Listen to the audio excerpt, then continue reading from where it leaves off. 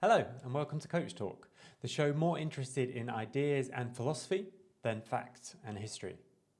My guest this week is Veteran. He's a coach, agent and co-streamer, and he's one of, if not the most foremost experts in the ERL scene. We talked about the demands of a coach, how to set up a team, how to set up an environment, and the importance of scheduling, and why the European scene is declining in quality. With his long history, not only being involved at the highest level of play, but experiencing the scene from multiple angles, Veteran brings ideas and philosophies that are entirely unique. Many of the things we touched on in this conversation were new to me, and I learned a lot. This episode is once again brought to you by Quickfire.gg. So for those that don't know, Quickfire is a coaching platform that, alongside payments, scheduling, and practical things, makes tools for coaches. You can set up live VOD reviews, anchor your messages to specific timestamps in videos for future use, and even set up auto-tracking of goals with the Riot API.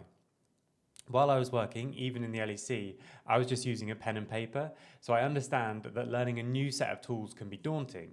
But with coaching as competitive as it's becoming, anything we can do to set ourselves apart is a fantastic opportunity. And now is as good a time as any to add something new to what you offer and make it as clear as possible for your players. So if you're interested in checking out coachify.gg, you can do so with the link below. They have a bunch of free options which I suggest you check out first, although there are extra tools more catered to teams behind a paywall. If you do decide to look into Coachify, please drop me a message on Twitter, on YouTube or wherever, and let me know your feedback as we're working together to try and create the best tools possible for coaches. Lastly, if you enjoy this episode, please like, share and subscribe. And if you're interested in exploring mentoring or any of the other things I do to support coaches in the esports scene, follow me on Twitter where you can find all the other links that you'll need.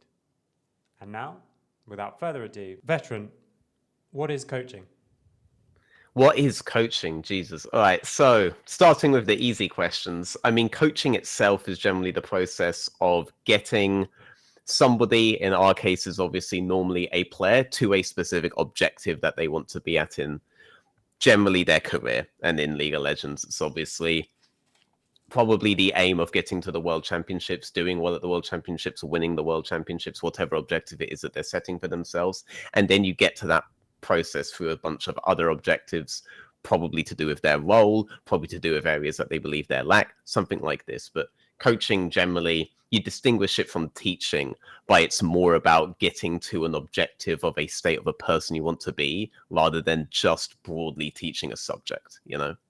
Okay, so there has to be a specific finish line that you're aiming for.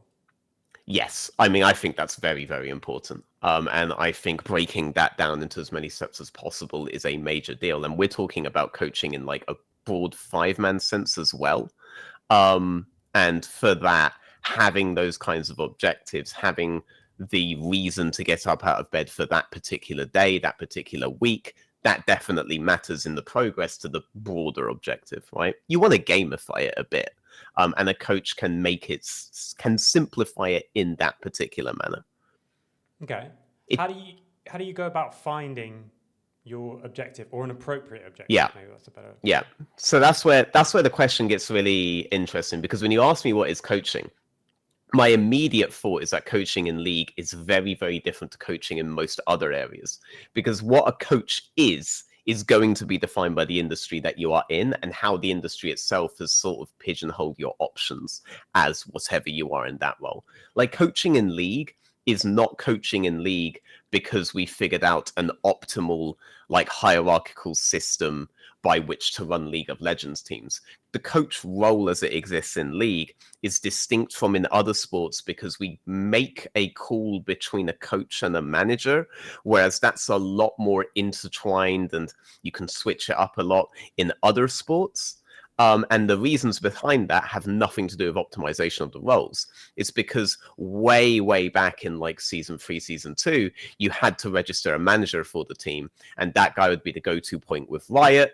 And that was the function of that role from Riot's side, is that is the go-to point for the rest of the team. There's some liability there, and then organizations were like, okay, these are all the options we have with that manager. This is what we'll do with that role, blah, blah, blah.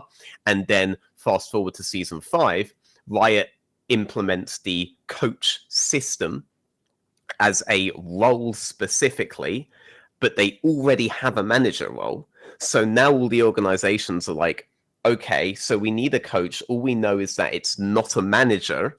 And there's this vague idea that it should be what we were discussing, bringing the players closer to the objective of winning world championships, I guess not in a manager way, so probably through game knowledge, teaching the game itself, all of this kind of stuff, being the advisor in the room. And so they have to figure out who's best for a role that never really existed before.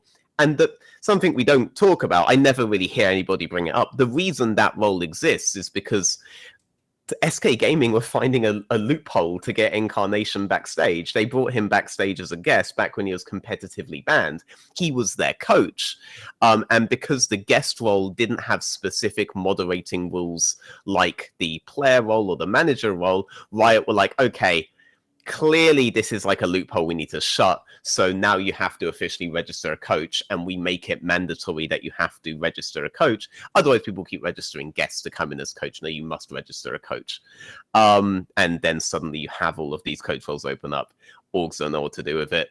Bunch of people get put in who are, you know, proxy coaches, right? They're coaches until we find an actual coach. But then after a year, they're people with a year of experience in the coaching role. And, you know, I still feel like we're trying to figure out what the coaching role really is. The initial setup of it was a mess, but the tools that you're given as a coach in League of Legends are a bit less than you'd be given in other sports, because there are a lot of times where they think, well, this is the manager's role, right? Not your role. So there's a bit more of a distinction there. So within that environment, the tools you really have as a coach are predominantly going to be based around how you work with your manager in terms of creating scheduling, how much your manager agrees with you on that, and then almost purely game knowledge based systems.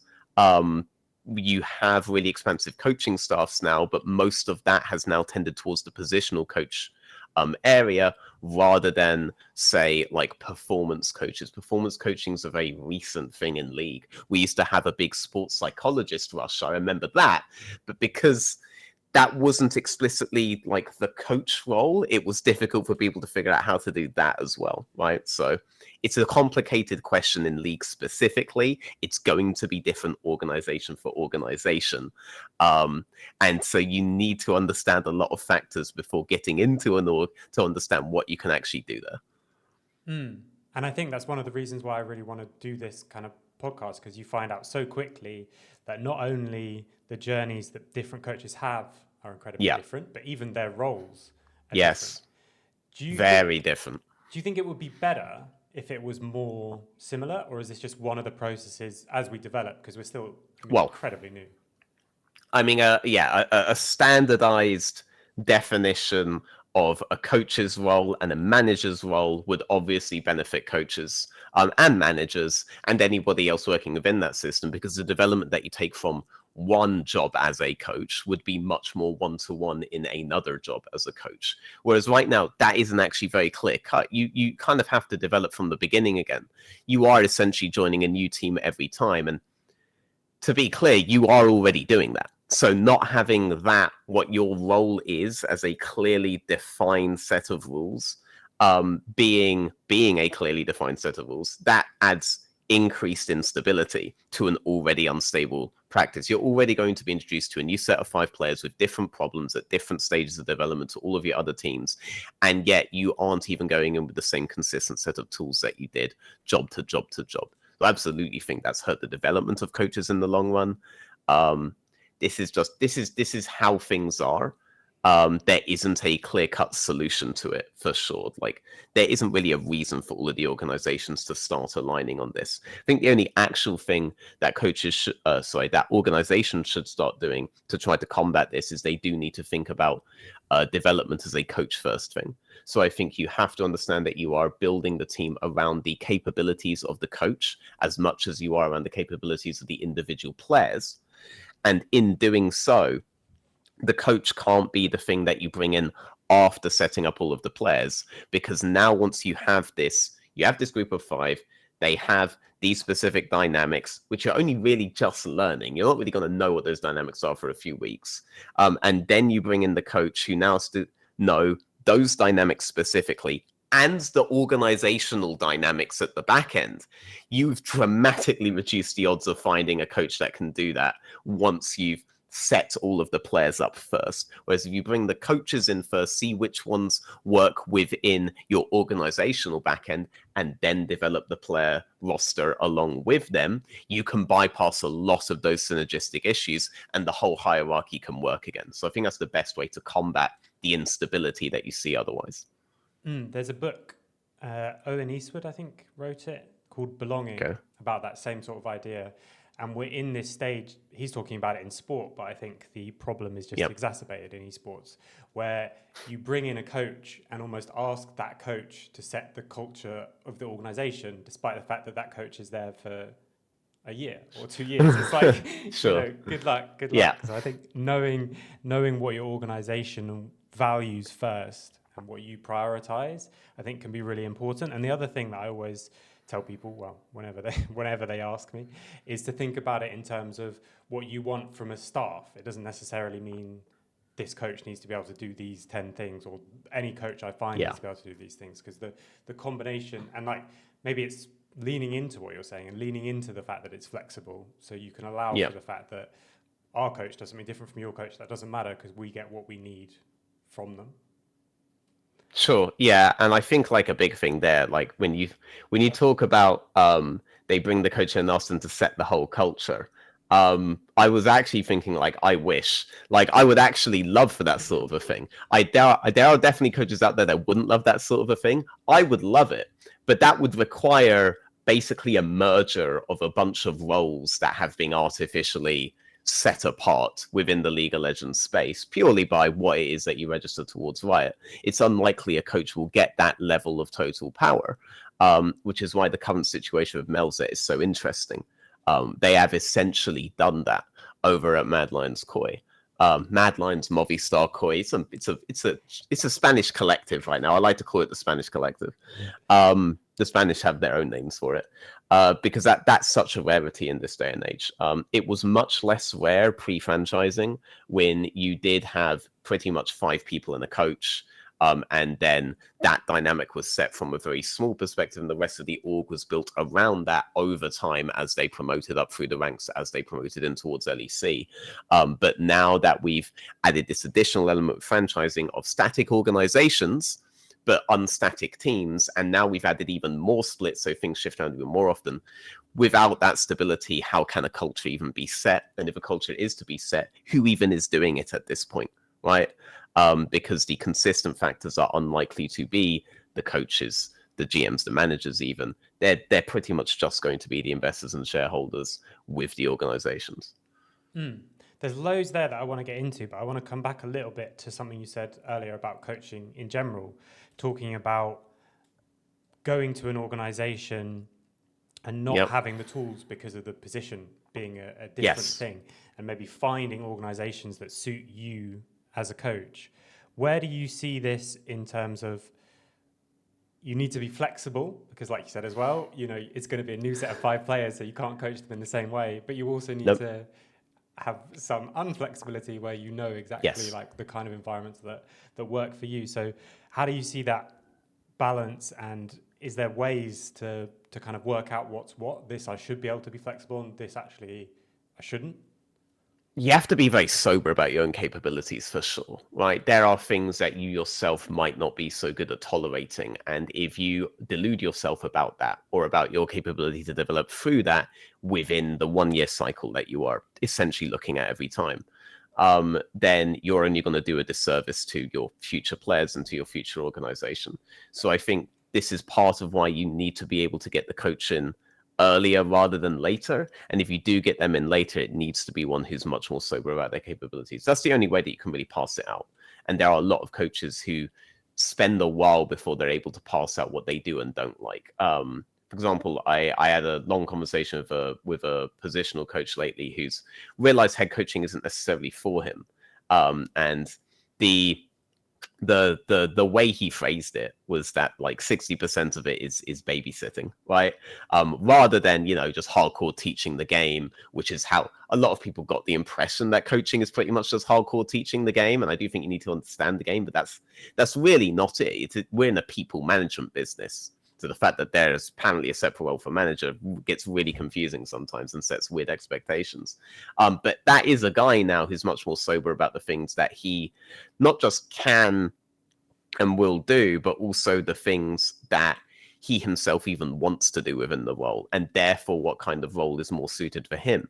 And I think that sobriety is better than like, I need to be in a situation where I don't have to babysit them, right? But I still want to be head coach anyway. And that's a bit, you do have people that are like that. They want to do all of the game stuff, be head coach, but they want all of the actual people management, environmental management to be done elsewhere, right? And I don't think you can do that. I think you have to be, this is a strange way to answer. I actually think you have to be so flexible that you see your role title as almost incidental. I gave this advice to a coach who, I won't say which one it is, but they ended up on G2 eventually. And I just told them straight up when they were getting their first position, whatever that role is that you're being given, because you're going to be in-house, that doesn't matter. You just have to do whatever it takes to create the best environment for success for your players. There is no purview for you. It's never somebody else's job unless there is somebody else in a better position to execute it, right? Just see what you could possibly do to make the situation better and do that, right? And obviously, I'm not saying step on the toes of your head coach, step on the toes of this guy, that guy, because if they are in a better position to do it, let them do it. But don't think because it's not within my very specific purview, I shouldn't be doing it. If you can do it right now, because no one knows the optimal way to set these purviews, to set these role objectives. No one knows that. Your job as a coaching staff overall is to create the best environment for your players to hit that objective of getting to the World Championships, or doing well at Worlds. Do whatever it takes to be as effective as you can be within that system, even if they think you should just be a data monkey or a lane swap specialist or whatever it is like this. You will have to go out of whatever set purview you have in your mind right now. I think it's really good advice. I think role clarity is important, but we do have a risk of kind of fitting ourselves into a box. And yes, we're not at the stage, I don't even know if we should be, but we're definitely not at the stage where someone's thought through every process and made sure everything is covered. Yeah. So there's just going to be stuff that we'll never be there. Yeah, there's just too much going on, I think, with a team. You can never have that situation. So everyone having that culture of finding anything around you that you can do to improve our chances of getting to our goal. Really love that as a kind of base idea. One of the things that we've touched on a bit, and you mentioned as well in your tweet about getting back into coaching with teams, is this idea of like the full package, the loads of different areas to cover. So we've already talked about the sort of managerial side of things, but what do you think are the areas that a head coach covers in esports, or even could cover? Well, I mean, I think the core role of the head coach is to set that environment around the players and create the perfect one to get them to develop as best as they possibly can, with the overall objective of making it as far into the season as possible, right? Like if you can win Worlds, you aim to win Worlds, right? Nobody cares who came third in LPL in 2017. They only ever care who won Worlds, right? That is the overall objective. The head coach, as I view it, is the guy that sets the terms, that sets the environment, that sets the, I guess you could say, I mean, culture is a good way to put it.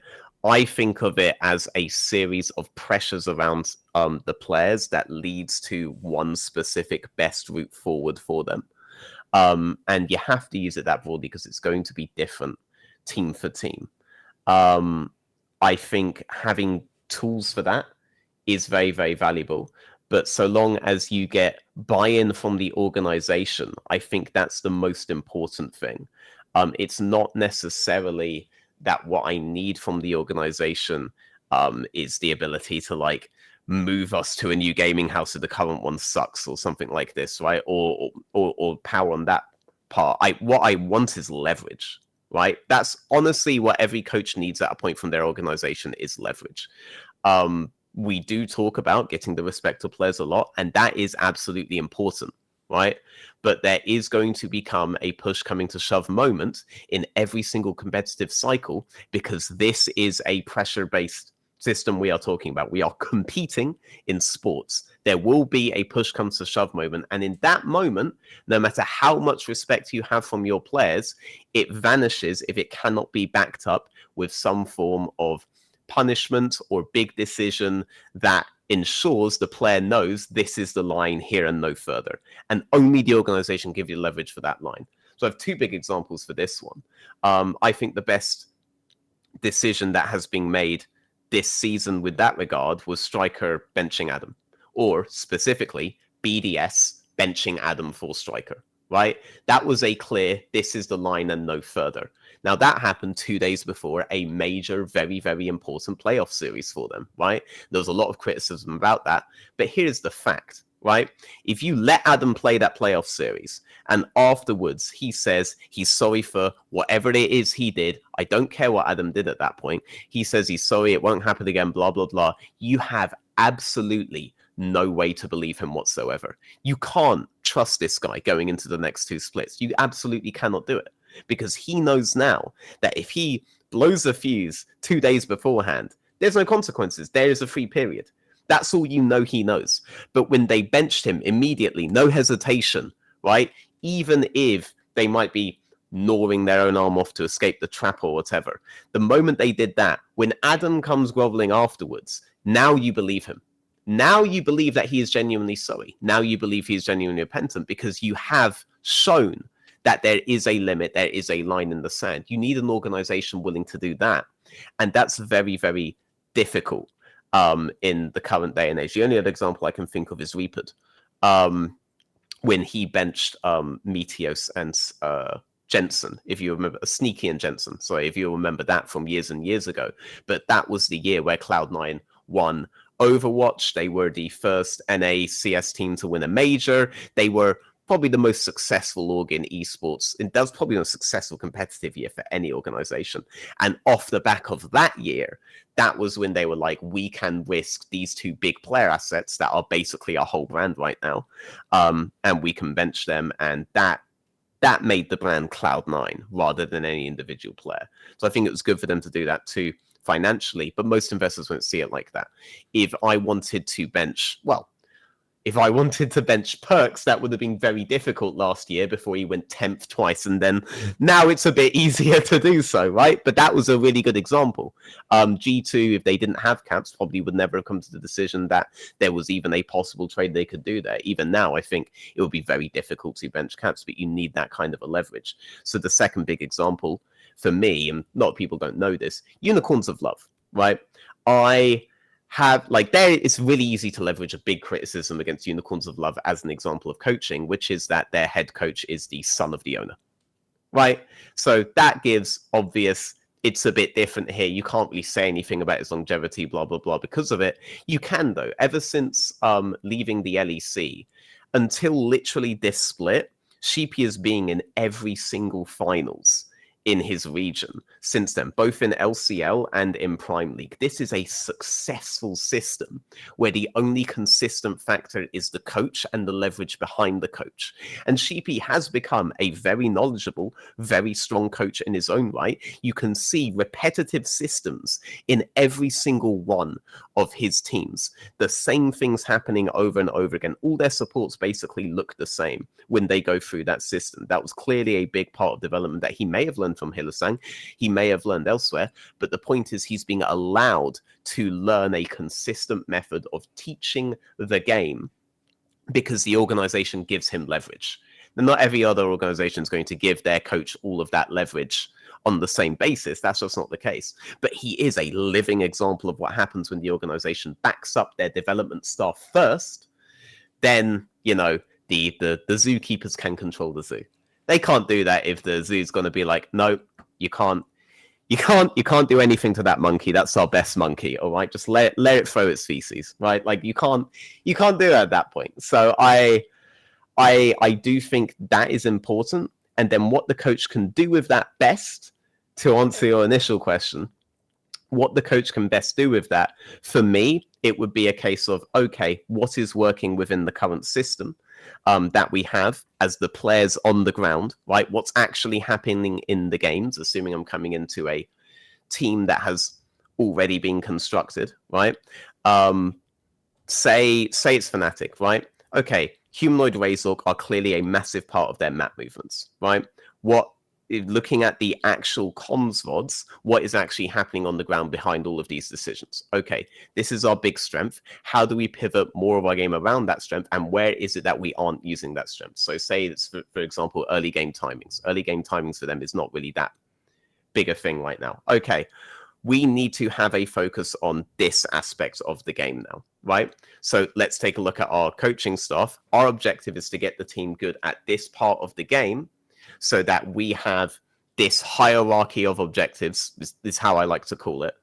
So an example of a hierarchy of objectives would be tempo, purple objective, Drake. That is, for me, what Mad Lion's Koi's hierarchy of objectives is, right? How do we get them onto this hierarchy of objectives? This is where we currently have to work with on that team. Your jobs as positional coaches will be anything that you're teaching them about the game also has to have these objectives in mind, right? It's not as good as just teach them Aatrox versus Cassante in 1v1s over and over again in some broader thing.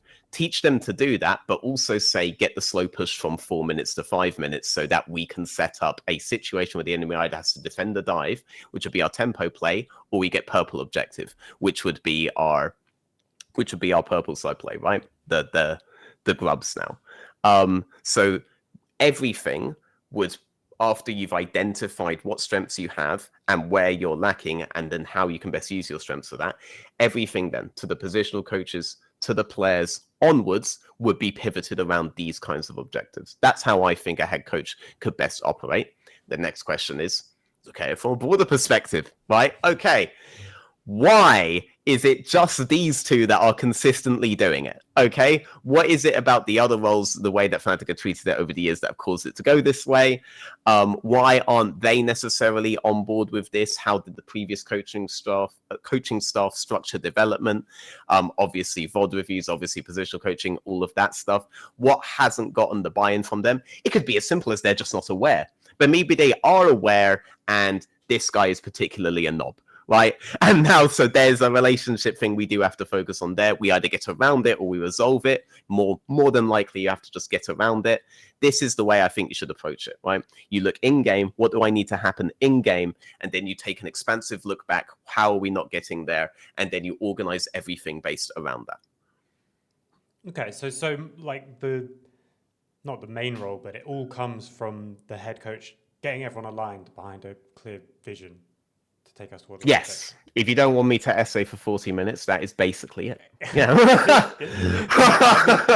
I love the essay, but the downside is I've now got 20 different questions on all those different topics. So I've got 40-minute essays for all of them. Let's go. Perfect. Right. So we'll start with the environment stuff that you started with. I think another really good point, and taking the Sheepy example, is we can see it from the outside when it comes into these big moments like benching Adam.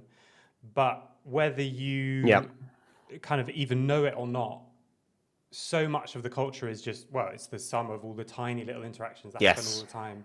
And 100%. Having that underlying everything, that at the end of the day, the head coach does have this power or this leverage, just makes such a huge difference. Or I guess I should say, when people know it's not there, even if we're all trying to do the best, and the organization might say, well, yeah, they're our star player and they're more important, but they're really hardworking and they want to win, so it'll work fine. It's like, no, I have seen the results of that, by the way. I have seen organizations clearly take a favor on a specific player and then that player literally be starting food fights 2 days later, because they realize they can get away with things like that. That does genuinely happen. Like, it makes so much of a difference. I don't think people understand like how much of a difference it makes. So the question I have is, let's say I brought you into an organization and I gave you that leverage, however we do that. You have buy-in from the organization. What would be your next kind of practical steps for how would you go about setting an environment? Well, I just gave you like a series of practical steps to say if it was like to be fanatic, for example, so right? if it was without, when you also can get the team. Well, I can also get the players. Yeah.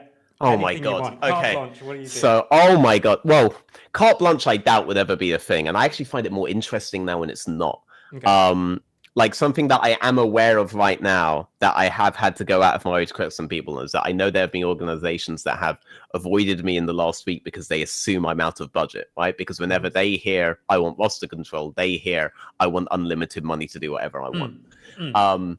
Whereas for me, the actual, like, first off, when you are playing or working with less developed players, I will always say playing, by the way, it's just you are essentially playing League of Legends with them, and I always think it's better to phrase it that way. When you're working with less developed League of Legends players, they are also the ones most likely to be willing to try new things as well. I do prefer people who are a bit less set in their ways, but at the same time, you can identify what I like to call cores of specific teams really, really well. These are the guys that are making whatever is happening on the map work.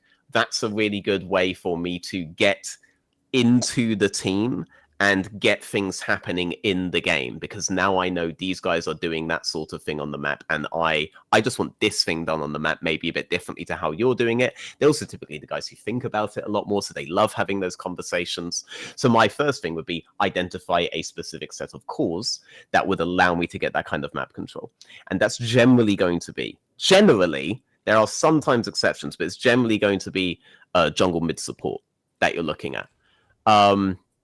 I do like reading sports business sometimes. Very, very basic set of principles that people are absolutely terrible about applying in esports, and it blows my mind. And I tweeted about it recently with regards to the Fanatos situation, is that you should be able to identify the strategically most valuable roles in a team, and you should be willing to spend on those roles and then not so much on the others. The 3 roles I just gave you are basically the immediate roles to target, and then the other 2 are the ones. Top and AD carry. I love you guys, but you are passengers most of the time, right? So long as my jungle mid support can set up the rest of the map, those guys can generally work to like a reasonable limit within those areas and not necessarily be that impactful. Like, I know AD carries come off as superstars a lot of the time, but we've had plenty of tops and AD carries that have been really, really, really good and ended up really, really bad positions very consistently because they aren't really the roles that are going to do that. So I'd start with those 3. I'd identify a core, right? And all that I need is just a core that works really well together, and it'll probably be a combination of 2 of them. Rarely it will be 1, but it will generally be a combination of 2 of them. And then I find a third that basically, I guess you could say, agrees in game with the philosophy of the first 2.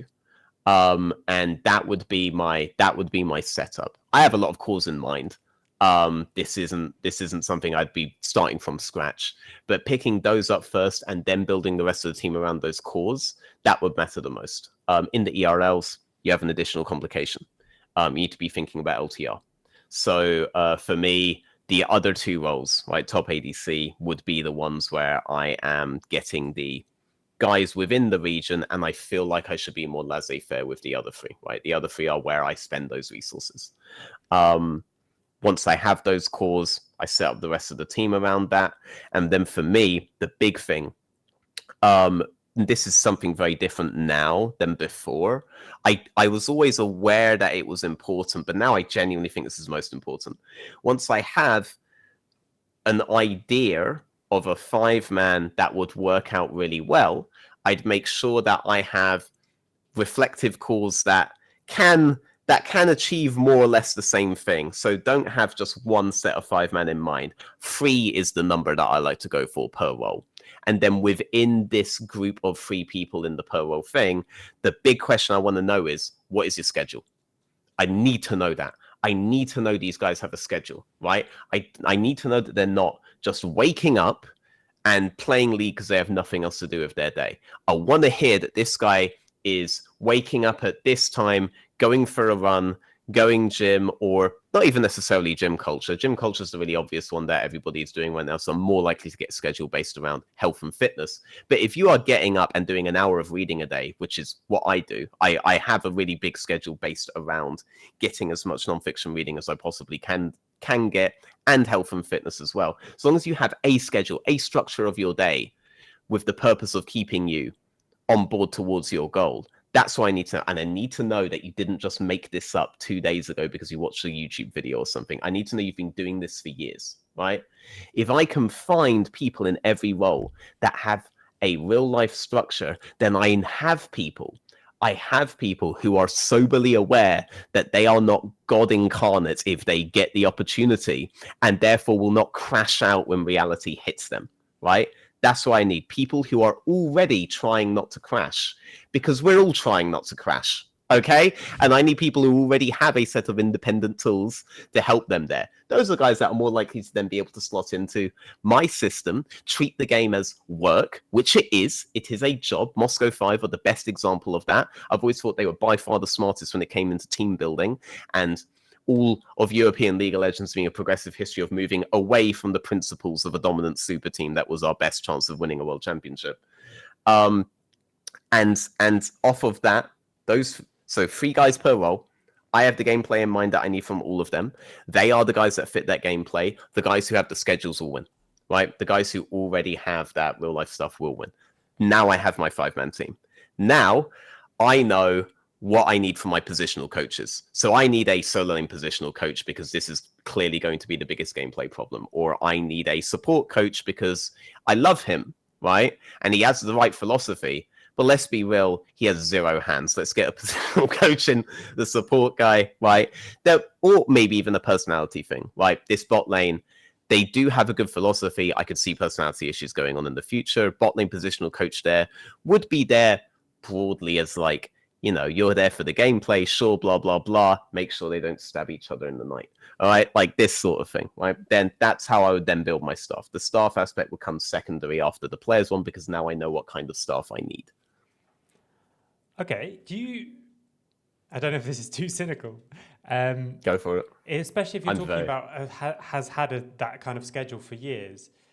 Do you think that there are enough of those players out there to not massively narrow down your choice? Yeah, in the ERLs there are. I know too many of them at this point. Especially in the last 3 years, a lot of the younger people coming up into the scene have come up, for better or for worse, they have come up during the whole Andrew Tate period, right? And I absolutely despise Andrew Tate. I think he's basically fiction. But you basically have two ways you can go once you started being introduced to those ideas. You either stay on this path and then you're an absolute idiot, or you're like, these kinds of areas here at least sound vaguely interesting, and you end up with your own system as a result of it. And the current generation has been enamored in this whole idea of you do kind of need to, at a point, only really trust yourself, have a consistent schedule of development. You are fighting whatever, the Matrix, whatever, but you are fighting some kind of nebulous world that is definitely not set up to help the individual succeed.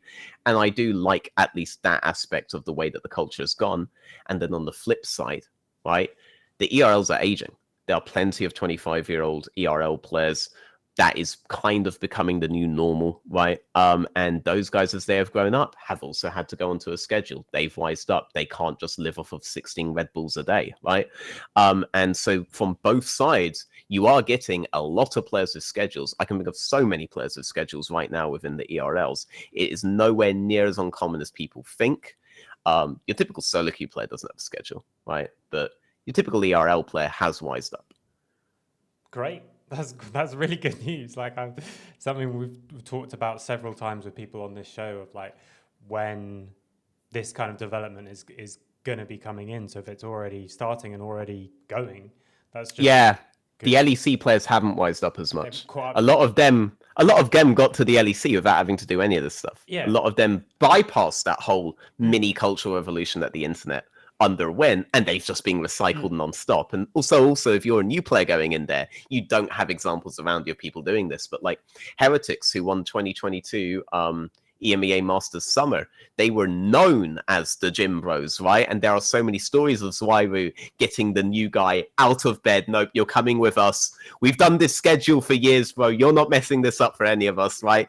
Like we have these kinds of cultures in the ERLs, 100%. It's not a new thing for us. It's been going for the last 3 years. It hasn't been allowed to seep into the LEC the way it is. Mad Lions Koi in Spanish language interviews will talk about their personal schedules. Super's had personal schedules going for ages, which is why I don't think he'll ever be bothered by all of the hate that he's getting online. They actually have a system about that. They actually print out the biggest hate tweets that they get, and they post it all over their scrim wall. So that's funny. But they do have their own schedules. The newer generation is operating on this sort of thing. This is something I can more expect out of an ERL player than an LEC player that's got in the way without ever having to do it. That's why we talked about LEC teams coming in later than ERL teams, and he was like, "What's going on here?" And it's like, yeah, I'm glad that the image is kind of bursting for the ERL players. They're doing so many things right. I almost wish they were a bit angrier that they're not getting the chances they deserve. Yeah, and I think one of the reasons that they're not angrier is, at least in my experience, they assume that, well, these people are better than me, right? Because they're in the LEC, therefore they're doing everything better than me. And it's just clearly not the case. No, baby, no. There's a Thomas Sowell quote that I really like, which I think can apply here. He says, the greatest benefit of my Harvard education is that I don't respect people who say they have a Harvard education. It's like that with the LEC. The great advantage of seeing it is you stop thinking, well, let's just do everything they're doing because they're the best. Yeah, I have applied that philosophy to Thomas Sowell himself, but here I will agree with him for sure. Yeah.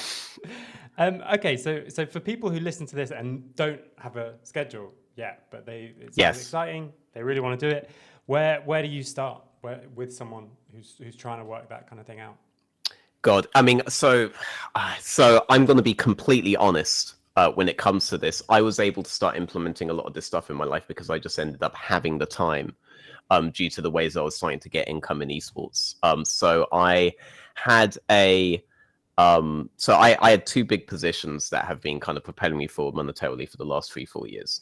One was I was kind of employed, but I basically had a partnership with a Gamer Sensei, and they gave me essentially $4,000 a month to use my image to help promote their site. The site itself didn't end up doing anywhere near as well as it should have due to a series of decisions on there, and I was very critical of while I was there. But as a result, I got more free time than I expected to have. And my other one was obviously my agency work. Most of the agency work happens within the off seasons, whereas in the season, I am much more free to do other stuff outside of, and there definitely were incidents with orgs that I would have to tackle on behalf of the players.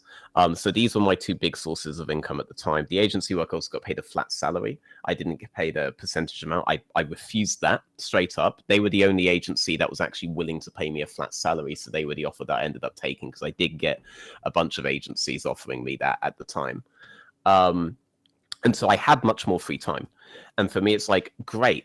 I've always said if I had free time that I wanted to educate myself on more topics for sure, right? Like I always had a love of history, but I wanted to get back really into it. I wanted to also make sure that I could start having like a basis to understand more things going in the league. So I wanted to read more business books, more economics books if needed, this kind of stuff. And so it all began with me setting like, okay, I want an hour a day where I read minimum. If I'm not doing that, I'm just being lazy. And then this turned into I'm going to try to do 10K steps in an hour a day, because if I did 10K steps, I just found that I was just reading better. This turned into much more exercise over time, and then suddenly I have a full schedule. And then with this, it becomes very easy, like within a month, to be like, I've done all of this by keeping this consistent schedule. Now I'll make these adjustments, and I think this would be better for the next month. And I would only ever adjust things per month, by the way. But this was the whole way that ended up being built up, and how I could see for myself how big of a deal this really, really makes. Because then I'm no longer treating League as... I'm going to be really honest with you here. Like, I've read a lot on this topic as well, and the more I think about it, the better it is to model league as an addiction than it is as anything else. Because what an addict is doing is they are trying to not necessarily get away from reality, but to fill those big holes that they have in reality with something. And too often people do League of Legends because they don't have anything else to do, right? Be it socially, be it career-wise, be it any other kind of reason there, and League becomes that thing. And for me, it definitely did at a point become that thing. The biggest steps I made in my career pretty much all happened after a breakup. Like I got the score esports and moved into Origin and all of that stuff after a breakup. I will never point out exactly where, but H2K legit basically got to Worlds off the back of a breakup at one point. And I don't have that anymore. I'm in a very stable relationship and I've been for 8 years. But for me, it's like, okay, now that I don't need League for that, how can I get better at this? And I always had this idea that you need to be able to understand everything going on around you if you truly do want to be a coach that controls the environment around your players, right? If you can be that bulwark, you do have to. So now I need to get as much knowledge as possible. And so I took all the steps that I just told you. That's how I kind of not learned it, but felt the importance of it. And I think feeling the importance of it matters a lot. The same way that you can know what is best to do in lane, but if you don't get a feel for it in game, you'll never actually do it, will you? Right? And that's my own personal experience of it. But as a result of that being a personal experience of it, I'm not sure I can give that advice to people of you need to get income first that allows you to have a lot of free time and then experiment with your life like this. All I can tell you is that if you can have some kind of consistency in your life that is on your terms, where you are developing into the person that you want to be, that will give you massive benefits in every other aspect of your life. That is true. And I can assume that that is going to be true if you can only pass out 1 hour a day, or if you can start scheduling 6 hours a day, right? I'm very sure if you can just have that area of stability, it will do for you what it can do for anyone else. Even like when we're talking about teams and coaching, having those areas of stability matters. Having that kind of schedule matters. You need something that will stay true through the bad times as well as the good. And the things that you are just autopilot doing during the bad times is not going to be that. Yeah, and I think, if you've got an hour a day, that's absolutely fantastic. But I think there's a lot of things as well where even less time, just the consistency of a schedule can have a massive input. Yes. I can't remember the exact numbers, but there was a video I watched at some point about reading, and they were showing like, okay, this is how much you read in your life based on, I can't remember who even made it. I'll try and find it and link it. Based on how much you say you currently read. And then this is what you read in your life if you read something like 10 minutes a day or something. And the difference is like unbelievable. Like obviously it's over a long period of time.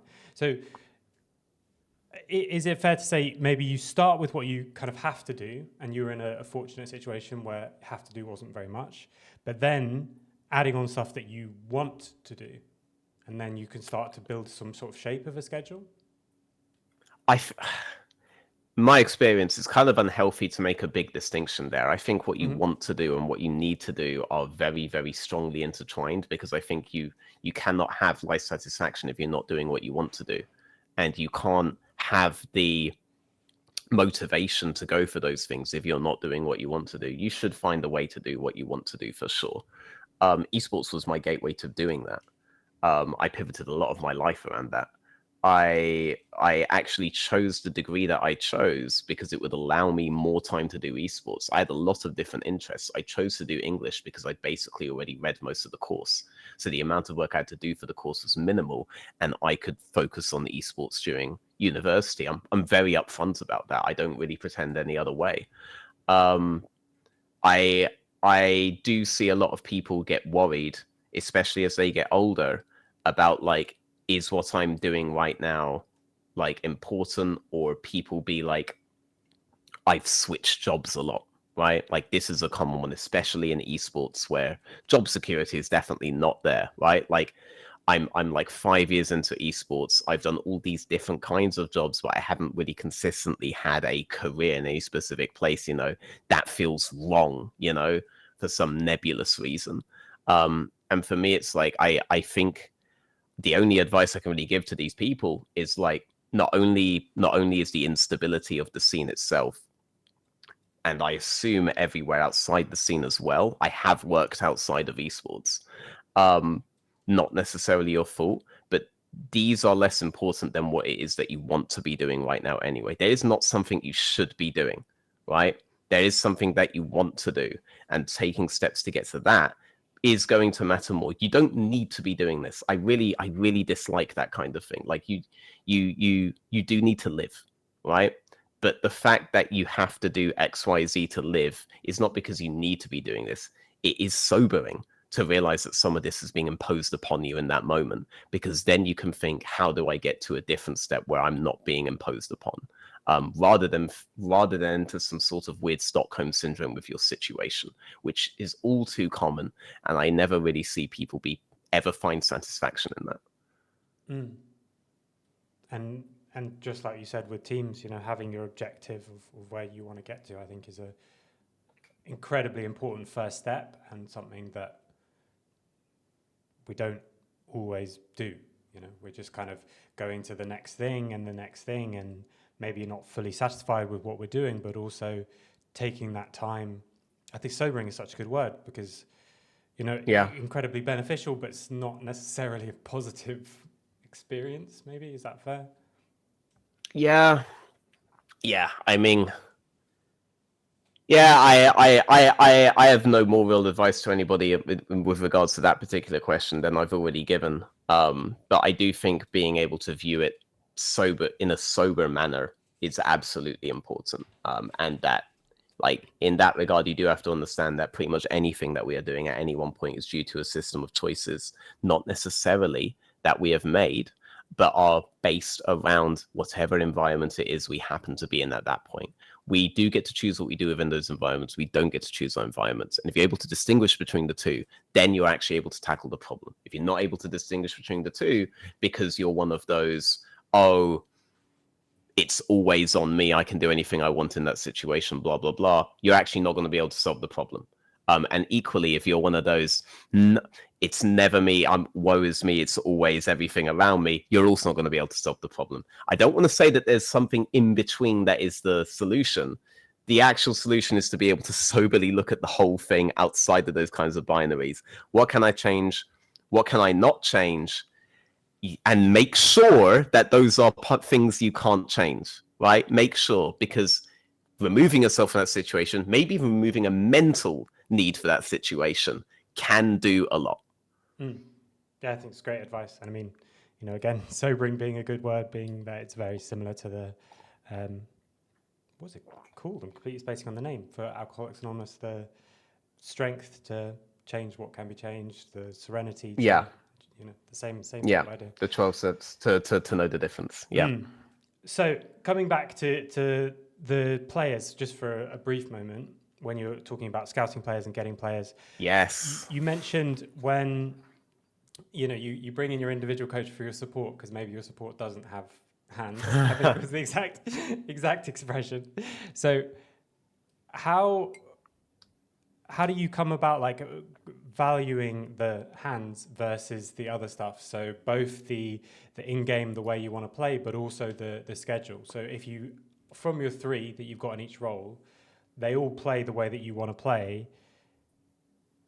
Well, again, wants and needs, right? Like, I want the best possibility of a victory from my team. So I don't enter a team with like, we must play this way that I have always taught every single team to do. There are consistencies for sure in what I tell with teams, particularly when it comes to how to view early game. But I will do it based around the pieces that I have there, right? How I value hands, it's a very, very interesting question. First, I think we need to have a really clear definition of how much it even matters to have hands. MDK's rise, for example, a lot of people predicted that they wouldn't be doing well, in part due to just sheer ignorance. They didn't watch their games in the ERLs for 3 years. But but also because there seems to be this way that analysis has moved where we value execution of individual instances over everything. And this is a way that I think analysis has gotten far worse, right? Like the more that we've moved towards players as analysts in the public scene, the more that has fed back into the teams and the organizations as being the most prescient thing that matters. Whereas I think what matters far more than that is the ability to have all 5 people on the same page with an understanding of what we should be doing in the moment as a 5-man unit. Positioning can counter the need for execution in so many different circumstances, and that positioning comes from a more communal understanding between the 5 people of what should be happening in that moment. Execution very rarely matters outside of circumstances where that understanding has failed. When that understanding fails and you fall behind in the game on map tempo in ways in which you now have to play more reactively, that's where the hands aspect matters. So I would theoretically prefer to just avoid the hands aspects altogether. We used to talk about this a lot, by the way, to be clear, like Monte Cristo's rotations, for example, right? Or the whole idea that you could win a game of League without even killing anybody, right? We used to have these ideas as like being the most prescient ones, and we understood why they were necessary, and we stopped understanding this at a point. Really good example I love to give is still Doinby. Doinby couldn't even lane, right? Like he needed Crisp and Tian to get him out of lane, but the system that they had allowed for an execution in map play as a 5-man unit, right? As that social unit, right? As an organism, a team as an organism that led to them being ahead on the map to the point where fights were decided almost entirely by numbers advantage or by map state, or G2 are a really good example of this, actually, even though they ended up getting annihilated by a team that did that earlier on in the game than them. G2 are a really good example because G2's early game has always been shite, but their mid-late game is really good because they do this really extended 1-3-1 scenario where they have a different understanding of this than everyone else does. Everybody else keeps using 1-3-1s to shift into a grouping on one side ahead of the enemy, right?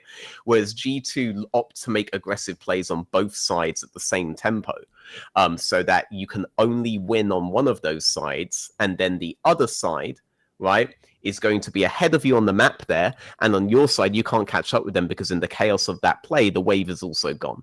So G2 win the map by that. But they don't win it by team fighting. They win it by splitting the enemy as much as possible and avoiding those team fight situations altogether. That's actually why they've done this since 2019 and it's still going. So I love seeing the knowledge get passed down through the remaining players. But that's actually how they were able to dismantle the Koreans, was because in late game scenarios, they understood how to actually avoid fighting altogether. The most extreme example would be GAM in 2017. If you remember, it was 2017. If you remember, GAM randomly beat like what were they called, Kingzone Dragon X at the time. They beat a lot of top teams at the time, right? And they basically avoided fights the whole time. And the reason they avoided fights was because their players couldn't even get a Diamond 4 in Korean solo queue. But the World Championships, they were beating like the best teams because so much of League of Legends is a 5-man game. It's decided before hands even matter. So much of it is decided before hands even matter. So how much do I even value hands? I believe that so long as I am looking at players that can hit Challenger on the EUS solo queue ladder, there is a level of 5-man execution where they will have the comfort to make those immediate reactive decisions where they will be at the hands level of almost any player on the planet. And the few where they aren't going to be there, you can probably make up for in other ways, right? So many players that end up being really, really good in the LEC as rookies came into systems that already worked in absentia of them. And so they had this room within those systems where they did need to execute, but they were so comfortable every time outside of those that they would have the comfort within those areas to fail. That's the thing you need. You need them to have the comfort to fail, because even if they fail, the map is secured, the team knows what it's doing, blah, blah, blah. If they don't have that comfort, They won't develop. My current example of that is Alvaro and Zolas. Alvaro and Zolas were very, very, very similar skill levels in the ERLs, but Alvaro has developed above and beyond Zolas because Alvaro came up with the same system that he had been playing with for 2.5 years now. No, 2 years exactly in the ERLs, right? The exact same system with Frescari, Super, Alvaro has been playing. That is the core of that lineup. The jungler that is playing now, Yoy, is playing the exact way all the other junglers have ever played on that system. It knows what it's doing at every point. He was allowed to keep developing against the best in the world within that comfort, right? And you don't have that comfort if you don't trust everyone else around you knows what they're doing. You don't have living proof of that, right? Zolas, on the other hand, was in a team that doesn't seem to have any systems. As far as I can tell, there is no consistency in their map play whatsoever. Everybody is playing reactive. There is no zone of comfort for Zolas to be comfortable fucking up, you know, if I can use that term, right? He is going to be afraid of failure because failure in a reactive system is death of the game. Not so true for Alvaro. Plenty of things Alvaro did could have been completely grief in different circumstances. Plenty of things he did were completely grief in many circumstances, but he has developed so far beyond Zolas, and the sole difference is he was within a 5-man unit that worked as an organism and gave him the comfort to fail. That's what you need. So long as I'm dealing with players that can hit Challenger on EU West, I genuinely believe it is better to just have a 5-man organism than it is to have great hands from the off. That will come in time. Honestly, I don't even mean hands with the positional coach. I mean they need to get them to lane. And laning doesn't really require hands to the extent that people believe. We're thinking more about team fighting here, but then I look at examples in North America like APA, right? APA has been a consistent top-level player for a while. I think he has no fucking hands whatsoever. And he knows I love him. But he is proof that you really don't need that, even from the most important position of the game, to win League of Legends. This is not that skilled of a game, guys. I'm sorry to burst your bubble here, but this ain't that type of a game. And I think we've forgotten what type of a game League of Legends is. Yeah, I love that. I do think there is a big part of it where we want to see it as firstly unbelievably complicated, but also unbelievably skillful. And then yes, it's good to imagine for sure. There's just this huge depth of skill. Yeah. Okay, so again, a very broad question, but you mentioned there a few times like the systems around the game. You talked before about this tempo purple Drake system, that kind of thing. Yeah. How, if someone's listening to this and they're a newer coach or they're a coach who maybe has loads of experience but has never done this and thinks it sounds really good, how do you go about creating those systems for yourself? Okay, so you mean like an approach to learning the game, particularly from like a development perspective? Yeah, or, well, I mean, if you think that there is one correct way of seeing the game, that would also be interesting. Okay. Yeah. If you are one of those guys right now that is spam watching LPL, LCK, LCS, LEC, you're useless. That's terrible. Too many people are doing that now in the age of co-streamers because they think that's also the best way to learn the game. And it's not. You'll have gaping holes in your understanding of how teams develop because if all you're watching is Tier 1 League, you will never watch a team develop. I can give you when it comes to... So I actually just did an interview with esports Maniacos over in Spain that is coming out a couple of hours after recording this. But I guess it's already out for you guys, where I went into more detail about... like MDK's development ever since Melzet, Frescari, Super have all been together since 2021. I can give you very specific games where new things were brought into their system that they didn't think about before because they are punished in certain ways. And you can see how they evolved their understanding of the game over time until you've landed on this consistent system that they have now. It's even more interesting to see their starting point, right? Like what they didn't really understand, but their broad idea of what they should do, right? I think unless you hyper-focus on the team that does something like that, you'll never understand the development of any specific team, right?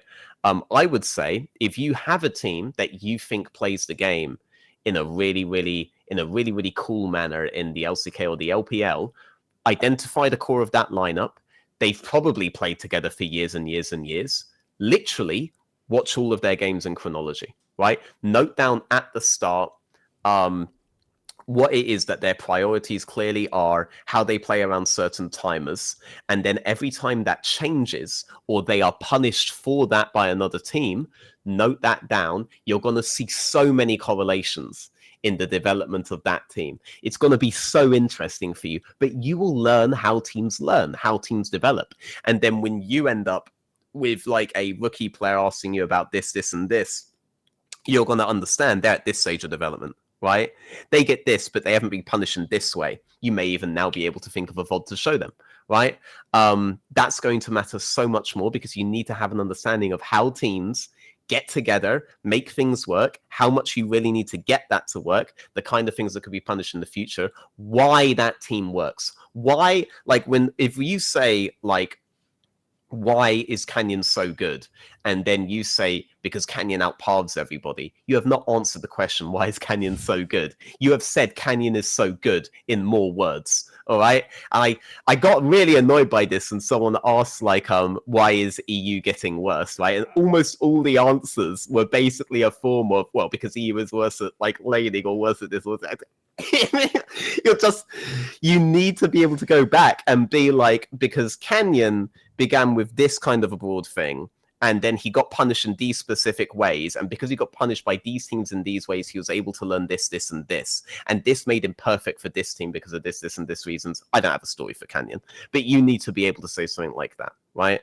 You need to be able to identify what's actually working there, because it might not even be that Canyon's great at all. Maybe Canyon's just a part of the system that would function really well without him. Like, I love El Yoya a lot. I've had him basically perpetually top 2 for the last bunch of years. But if MDK fired El Yoya, I actually wouldn't be worried at all. I would not be worried at all, because I've seen them put 5 different junglers through their current system, and they all end up working the exact same way. Right? El Yoya is as useful as he is in his understanding of that system. Once he starts interrupting it, the whole thing falls, right? Then you'll be able to say Super fell off or Frescory is terrible and blah blah blah. That matters more, right? And I can identify a lot of things to make that true. But because people only watch tier 1, it's difficult for them to understand these things or see these things, right? And I really don't like that. We used to have analysts that like focused on specific regions. There isn't even, as far as I can tell, an LDL guy anymore. Like, I made a call on Twitter for any LDL guys because I was thinking of doing a show at the end of the season, or split, of all of the tier 2 guys, and no one was LDL, and loads of people were telling me that LDL doesn't even broadcast anymore. After 5 minutes, I found that was completely bullshit. You can watch every single LDL game. They broadcast live. What are you guys talking about? You actually can. No one in the West is paying attention to the LDL. That's insane to me. Yeah, I think I love the chronology aspect, and you can see the things developing, because it's something that, I mean, it definitely applies in Era 1 as well, but it's something that I've noticed even more. I've been working with coaches who are from some slightly lower leagues, and they're doing things, and I do think you can gain a lot from looking at teams, although again I would also agree that you need to look at them in a lot of detail. You can't just watch the LEC, but they completely miss much bigger problems that they're doing just because the team they're watching doesn't do those problems. Like a big one that seems to always come up for me is like people just not resetting at the same time, and we're all resetting one by one. God, that's a big one for me. Yeah, but it's big just trigger not point. been like you haven't seen that development, and so you haven't. You understand the importance of it. There are plenty of teams where that understanding was a big thing. Zwairu's big problem in PG Nats was not resetting. That's actually one of the biggest things that turned him from a clearly disguised the hands to be an insane player to actually being an insane player. But a lot of people listening to this only just learned from me saying that he even played in PG Nats, and now some of them are asking, what is PG Nats? That's the Italian league, by the way, right? Like that's the level we're at, right? That's the level we're at. And then this can also tell you what is actually important and what isn't, right? How far can you get without knowing these concepts? But you can't know that if you've never traced development. It's like so many analysts right now are like the chap in, I believe it was like the late 1600s, who looked at dust through a microscope, saw mites and spiders coming out of it, and came to the conclusion that spiders just came out of dust and dust created spiders, right? Trying to describe how spiders were created when you can't even see, right, the process of spiders, eggs being born, any of that stuff, when you can't even see it. Or trying to describe how a human being came into existence without ever even knowing the existence of a fetus, or, like many League of Legends, not knowing the existence of a woman. It's good. I think as well, like, so much of the very first step in coaching, when we just talk about coaching anything, is like identifying the problem, and we fail at that so often because there's so many. I always am telling people, like, are you going deep enough? So this is the surface level behavior that I'm seeing that I don't like, but quite often I've only been able to identify it because it's literally led to gold or XP for the other team, like that second. Yes. And it could be deep knowledge of a specific team is going to be far more valuable if you genuinely want to be a coach than broad knowledge of 4 different leagues with 4 vastly different industries around them, cultures and teams. Deep knowledge of the story of one team will help so much more, right?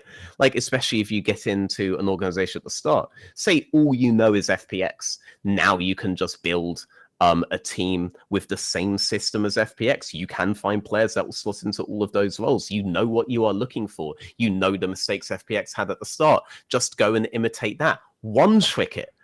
So many players learn by one tricking. Do it yourself. You will learn more, straight up. There's a reason why Niski spammed Doinby VODs only, right, for ages. And he was so much better coming back from NA than he was before he went to NA, because he just one-tricked this particular playstyle. He understood the process of developing there. You can do that for teams. Depth matters so much more. Broad knowledge has never helped anybody except for tweeters and talk show guys. Yeah, and I think with the environment that we're in, with the co-streaming and stuff like that, yes, does, like, that's encouraged. Being a good co-streamer is not the same as being a good analyst of the game. Yes. Yeah. Yeah. And it ties as well with a couple of the things you mentioned earlier, where, look, this is a job. It might be fun for you to watch all the LEC games because then you get to see the storylines. But this is actually a job if you want to take this seriously, and you can tie that into the scheduling of, like, look, okay, for an hour a day, I'm going to take apart one of these teams, whether I'm in the mood to watch LPL, but my team was from LCK or whatever. No. I'm doing it. This is my schedule. For sure. Like, so many times it's being like, this is my team specific problem right now. We definitely need to solve. What team do I know from the history that has had that specific problem? How have they solved it? Or what teams are really good at it? I bet if I go back far enough, they weren't always good at it. How did they solve that? That's going to matter so much more. On the job aspect, I should have brought this up with the culture stuff, and I kind of did with the schedule stuff. But the thing with Moscow 5 that I loved about them was the insistence by Alex Sitch that they were not friends, right? They met up to figure out how to play League of Legends, and then they all had their own lives. And the fact that they all had their own lives was so big to me, right? Because so many teams, and you've probably heard the stories, or even being involved in it sometimes, so many teams collapse when their social links with each other collapse, right? These guys didn't even have that problem in the first place. They were colleagues, right? They weren't going to have their team collapse because their friendships collapsed. You know, you would rather, this is no way to live a life, but in a competitive work environment, you would actually rather have as little of those links as possible. That's why I want my players to have their own lives, for sure. They have their own lives. They're not going to be dependent on their AD carry treating them nice, right? And so then when their AD carry gets really fed up of how they played a particular laning phase and yells 3 power graphs into them, forgiven, they're not going to not just take it offensively, but make that a problem with the whole team as a whole and the way that we develop off of it, right? Like, that's a really big thing to me. Treating it as work means this is not a social club, and not a social club doesn't mean we pause our friendships for now. These are your colleagues, not your friends. I would much prefer that. Now, if you can get like a happy family like G2 had, that's great. Do not rely on that. You cannot know if these people are going to be like that from a couple of weeks of talking to them in interviews or something. No one knows. You're putting too many different people together at this point. You just need to have something that's stable for the year. maybe stable for a few years, but that's going to happen if they have buy-in into your particular system and have their own systems outside of that they can always fall back on, so they're not reliant on this. This cannot be everything for them. If this is everything for them, you are setting yourselves up for failure. They will burn out. Too many people think having their whole life be about playing League of Legends is a good thing. It's not. You are setting yourself up to be worse at League of Legends. That is what you are doing. Completely agree with that. Yeah. As well as doing coaching, I did some work in video, and I wanted to do kind of deep dives into. I can tell. Thanks. Yeah, some deep dives into people's lives, and be careful what I say because we didn't actually release one of them. But with several different people, it's that same story. It's like they went through really bad periods of depression, and it was from League was everything, and then when League started going badly, you've got nothing left to hold on to. Exactly. Stability again, right? If these guys have stable lives in absentia of League, then I can trust them far more to be stable within League, right? Because League will not always be stable when we start competing. It necessarily cannot be stable when we are competing unless God himself has come down from the heavens and has blessed us with the most perfect circumstances week on week on week. We're going to face at least 9 different opponents in this split. They all have their own individual problems. If none of those problems are a problem for us, thank you so much, Jesus Christ. And then when we meet whatever the hell is going on over in Asia, Latin America, North America, and none of that's a problem for us as well, oh my God, like there's no way. There's too many things here. You cannot make a League team with the idea that you will keep the League part stable. It needs to be a League team with the idea that you can have stability that survives the instability that competitive League and competitive sports in general will necessarily give. Otherwise, I question if you're in a competition at all.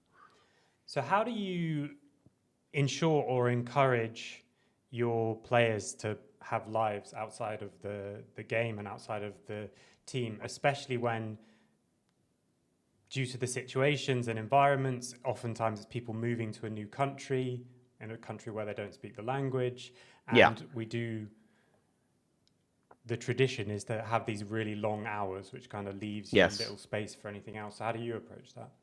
Very, very interesting topic when it comes to football is actually the way that agencies perceive their role in football versus how they perceive their role in esports. So in esports, agencies are fucking useless, actually. These guys are just stealing money, basically. I have no fucking clue what they even do.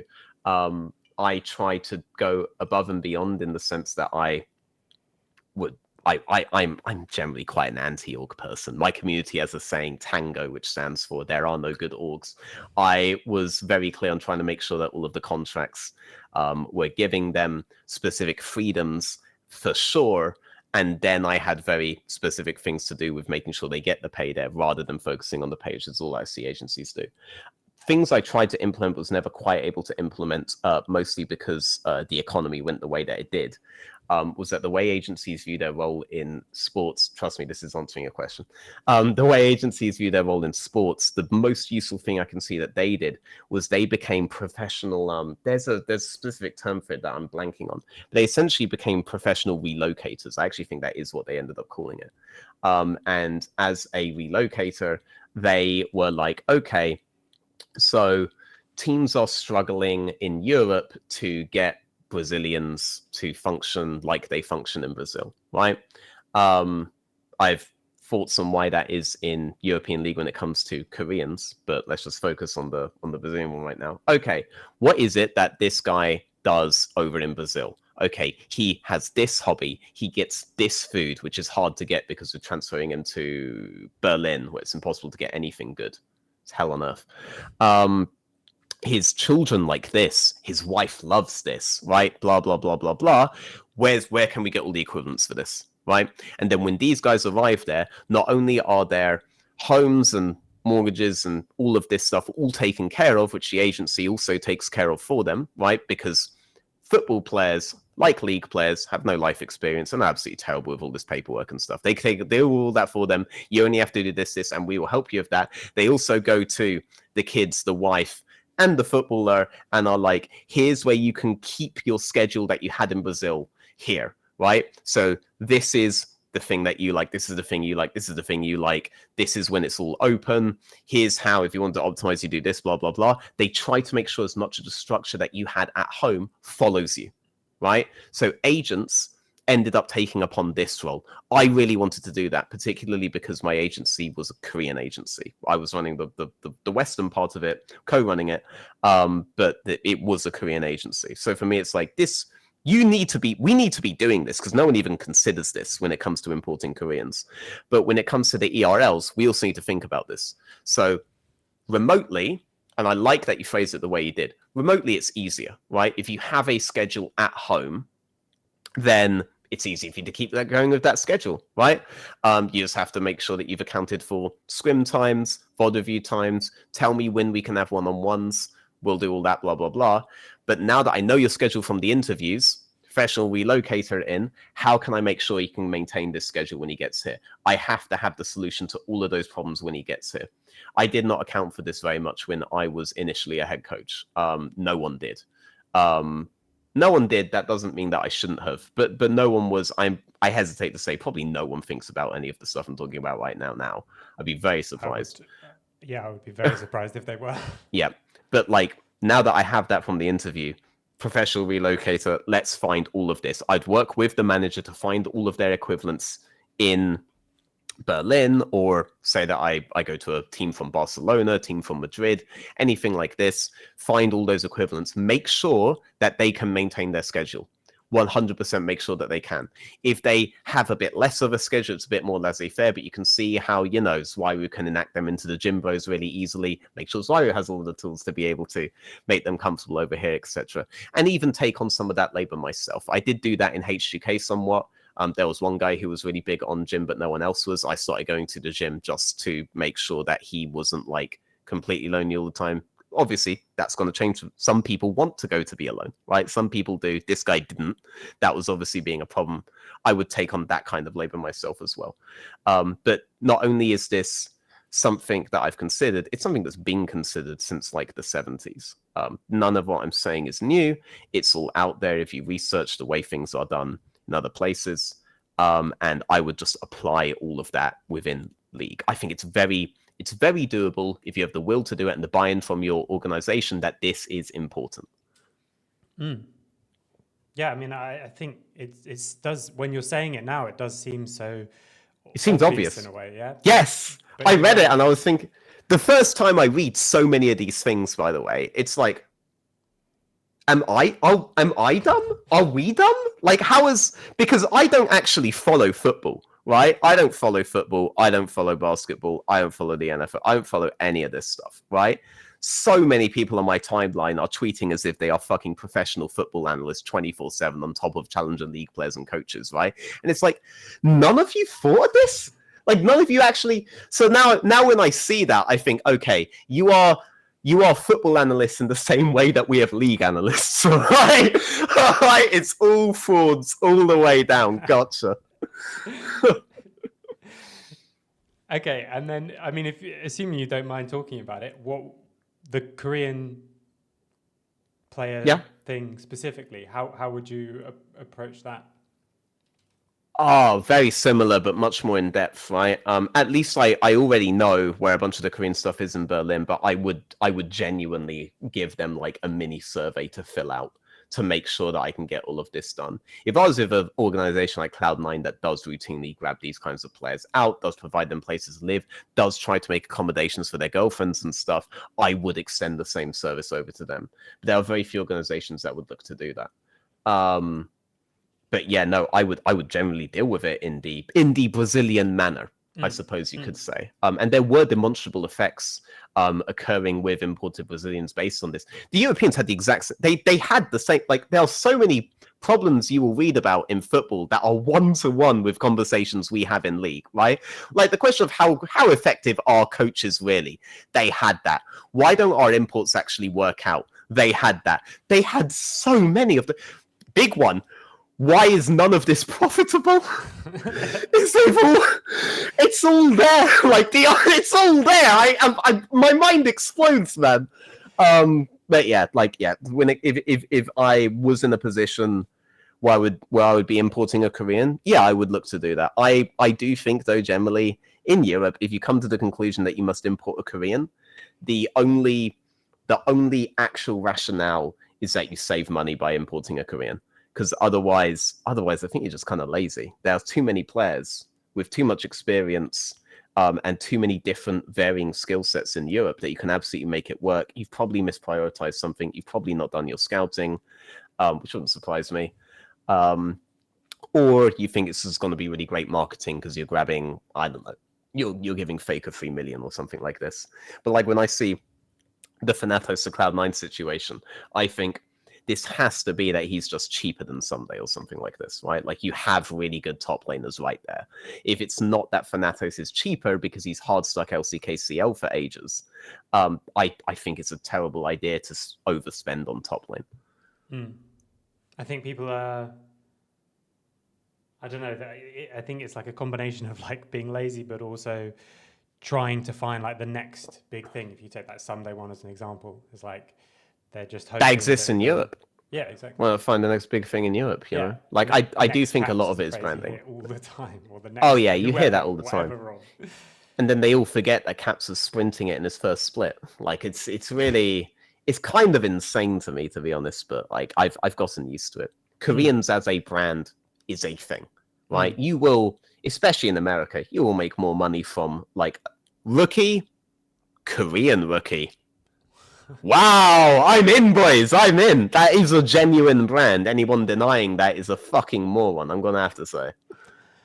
So with the building something for your players kind of outside of the game, what do you do with players who are really scheduled and have all that aspect to it, but everything in their schedule is League of Legends based, so they don't have anything in their lives that's... Magic Felix. The most scheduled player I ever met was Magic Felix. Magic Felix had a particular system where he would literally list out like how many league games a day he would play, right? So he had a set idea of how many league games a day he would play. He had a specific break period between games, and he had like the meal times set as well. So like between games, he might do exercise or go for a walk or something like this, right? But he had to take like X amount of minutes break between games, right? Like 30 minutes break, maybe an hour break. Maybe he'd say he does like 6 games a day, and he would do that for like a month, right? He would have this for like a month, and the meal times were static as well. He had a very static schedule. This is what he was doing when he was getting like 5 accounts into the top 5, right? That's what he was doing. He had the most scheduled thing, but it was all around the game, right? It was entirely around the game. And it's like, if that is your process, great, do it. Because so long as you are actually sticking to that kind of a scheduled process, I'm fine with it. This helped him avoid tilt, right? That's the biggest thing that I learned from that. Because the way that you actually tilt, or there are loads of reasons that you tilt, but the thing that is less discussed, and I do introduce this to people in like individual one-on-one coaching sessions. So yeah, I bought a coaching session with me. Please don't feel whipped off. I'm giving this to everyone else for free. But one big thing is the decision to play the next game based on what happened this game. Means you're making an emotional decision to play. And when you play the game for an emotional reason, your emotions will end up dictating how well it goes, right? So like if I'm on a 3-loss streak and I don't want to end on a loss and I play the game for that, I set expectations emotionally, right? I emotionally set expectations what's going to happen that game.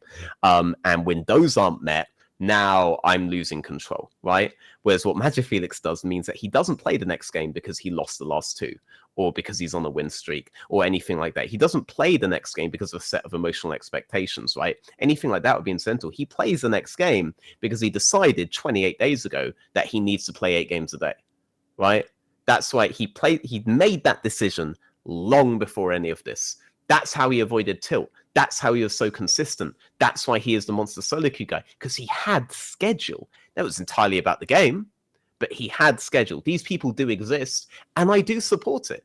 I'm fantastic, right? I would not interfere with that schedule. Maybe outside of that schedule, right? I would try to introduce him to some things outside of the game if I thought, but I wouldn't want to interrupt something that works, right? Again, it's not enough for them to give me a hypothetical. I need to know that they've done this for like a year or so, right? If they've actually done this, right? If they're actually in recovery from just absorbing the chaos of the world, then they're in, right? And I wouldn't fuck with that. I wouldn't tell him he's wrong to only be looking at the game, right? Yeah, I love just like easy, actionable advice that people can take. It's like, that's a great way when you're talking about tilt, just having a set plan of what you're going to do going in. I do think there is a lot in the visualization or the way we self-talk and all this kind of thing, but that's always that takes time and that takes practice, and it's going to be harder for you. But anyone listening to this can just do that right now. If you struggle. I mean, I have a really, really good rate when it comes to teaching like bronze, silver, gold players and getting them to plat in like very small periods of time, because I just give them specific things to focus on. So obviously, like the one that people normally give them is CS, right? But I find that to be absolutely terrible, because like giving them resources when they don't have to use it, I don't think that works. And literally any bronze or silver player I get, I ask what their main is. Like say it's like a Zed player, right? And then I would just go into a custom game with them as like an Annie, and I tell them to just like combo me while I'm like doing CS, right? And then I'm like, okay, how much damage did you do to me, right? So it's like 200 or something. I'm just pulling that number out my ass. I can't actually remember. Say they did like 200 on a combo to me, right? It's like, okay, cool, great. And then when we hit 6, we press B, we buy whatever items that he can get with his CS at that point. I buy whatever items I can get with the CS out. And then I tell them to all in me. And say that does like 450 damage, right? I'm like, okay, so the objective of the game is to do 450 damage to me.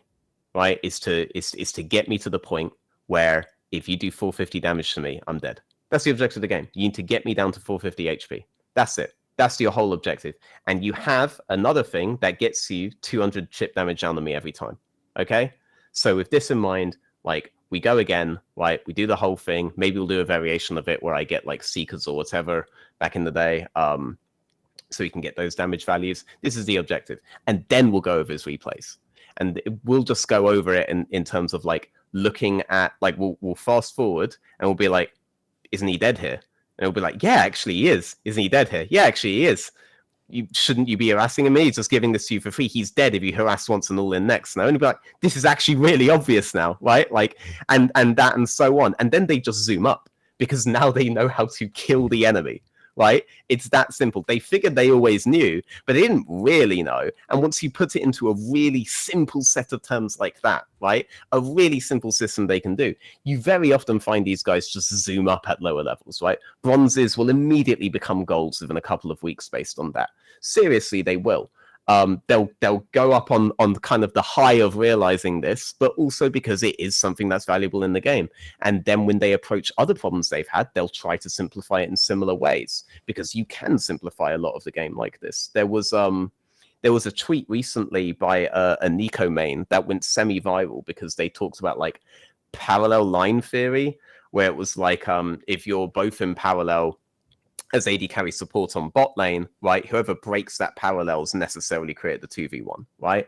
And some people quote tweeting it with like, what kind of like community are we in where this is like insane information? It's like, no, being able to visualize like that has probably helped so many people, because games are not intuitive things.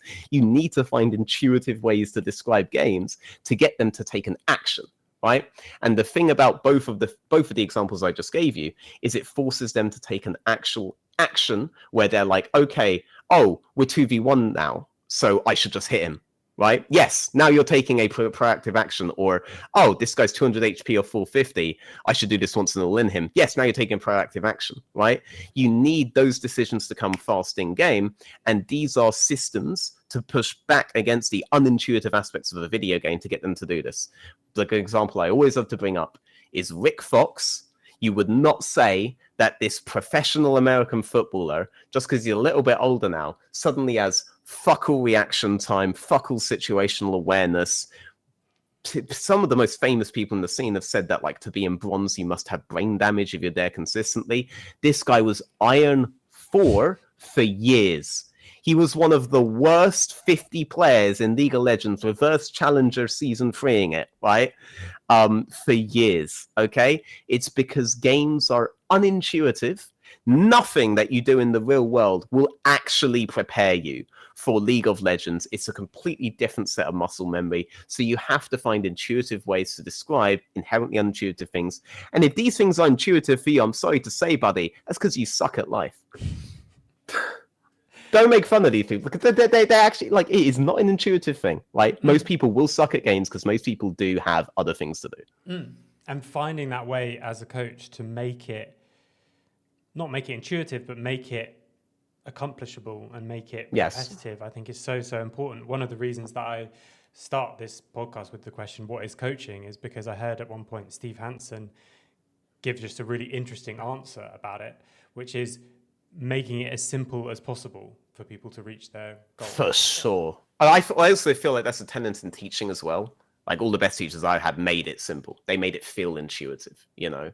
You can push through that. Obviously, in League of Legends, for me, it's like coaching is very contextual of what the industry has weirdly defined it as, you know? But yeah. Also, the thing that always strikes me is that's almost the opposite of, maybe not true, but at least in some senses, the opposite of what makes a more content creator focused person is that you want it to feel complicated enough that you're the only one with the truth, so you're watching you rather than artificial information gaps is how I've always called it, right? A lot of content creators, you can think of some, basically come off smarter than they are by creating artificial information gaps. They create terminology for things that don't even need it to be explained to you in a simpler way, but in doing so, you think this guy probably has more to say, so I will keep listening to him. Whereas if I give you the fast advice that works, you're less likely to be coming back to me. It's a bit of a paradox of making a business out of coaching. I have always wondered about how consciously some people are doing this, where if you are truly successful as a coach, you are denying yourself repeat customers, right? Which is why I think the mentoring scene is a bit better than the coaching scene in almost every industry, because those guys try to apply things so broadly you theoretically never don't need them, right? Unless your life is the most stagnant thing ever, but they shouldn't be encouraging you to do that. Whereas coaching itself always struck me as like, this is not one of the most stable businesses you can do outside of competition, right? Where things are always changing, things are always evolving, so you always have some kind of a new problem that you have to tackle. And I think, I mean, it's worth saying, I'm sure there are some co-streamers who do it intentionally, but I think a lot of times it happens almost accidentally when you're in that world, and you know, the world being you and your chat with all these people who are like listening to you. And it always reminds me of it always reminds me of that line in the Kipling poem, where if you can talk with crowds and keep your virtue. And now we've got like that, but like times a million, because suddenly you're speaking to 1,000 people or 20,000 people who are all I would say that the way you've described it is definitely, though, like intentional. I don't think it's intentional either, but I actually always remember an interview that Chomsky had with, he's really famous in my country, and I really hate that I'm blanking on his name, but there was a really good interviewer, and he was interviewing him about his book Manufacturing Consent, where basically the central conceit of it all is that like the media empire is essentially a self-filtering system, right? And Chomsky at one point just very succinctly made his point. Andrew Marr, that was his name. When Andrew Marr was like, okay, so you're saying that I'm just saying the things that I'm saying to like be here, right? Like I'm saying all of these things because I'm worried that my corporate overlords will fire me if I don't. And Chomsky says, no. I don't think that at all. I think you believe everything that you say, but if you believed anything else, you wouldn't be sitting where you're sitting, right? And I think that's more what's happened with the streaming community, right? The people who are giving the more practical answers are necessarily not giving it in as flashy of a manner or as continuous of a manner or demanding as much comeback as the people who are otherwise doing it. Obscuring the information, never reaching that level of perfection, being somewhat ineffective is going to get you more viewers, right? Not because people love to see an ineffective person, because if it's truly effective, they don't actually need to watch you anymore after that point. So I do think that's a better explanation for me than the idea that all of these guys have consciously made a media plan to have this kind of a personality, right? I think if there were anything else, they wouldn't be popular. Yeah, it's just a filtering, like output of the system. Okay. One of the areas that I'd love to get on that you talked about again in this tweet, you were saying we're talking about the full package of a coach that I think Yeah. is mostly incredibly underutilized, sort of ties with, I guess, what we're just talking about. Yes. But the sort of PR side of coaching, you were mentioning, I mean, we've touched on already, but you were mentioning, gameplay, business, and PR as well. So where do you see that tying into coaching, or I guess what coaching should be rather than necessarily what There it was is a right really now? funny period where I was essentially doing professional damage control for players as they mess up, and I was very, very good at figuring out optimal ways. I actually ended up tweeting like a basic set of principles for like the most extreme of these situations at one point after the whole reptile fanatic situation. So when I'm talking about PR, I do mean that I am very, very conscious of the actual mechanics of what is going on in the wider social media space. Obviously, I don't do a lot of it myself, not just not doing the controversial kind of things, but also I don't pivot my brand around what would be the most optimal thing. Like I should just get into the LEC, LCK, LPL co-streaming, right? I shouldn't stick so specifically to one particular region if I wanted to be, but then I wouldn't have the knowledge that I do to be able to apply it anywhere useful, right? So I do take a conscious thing there.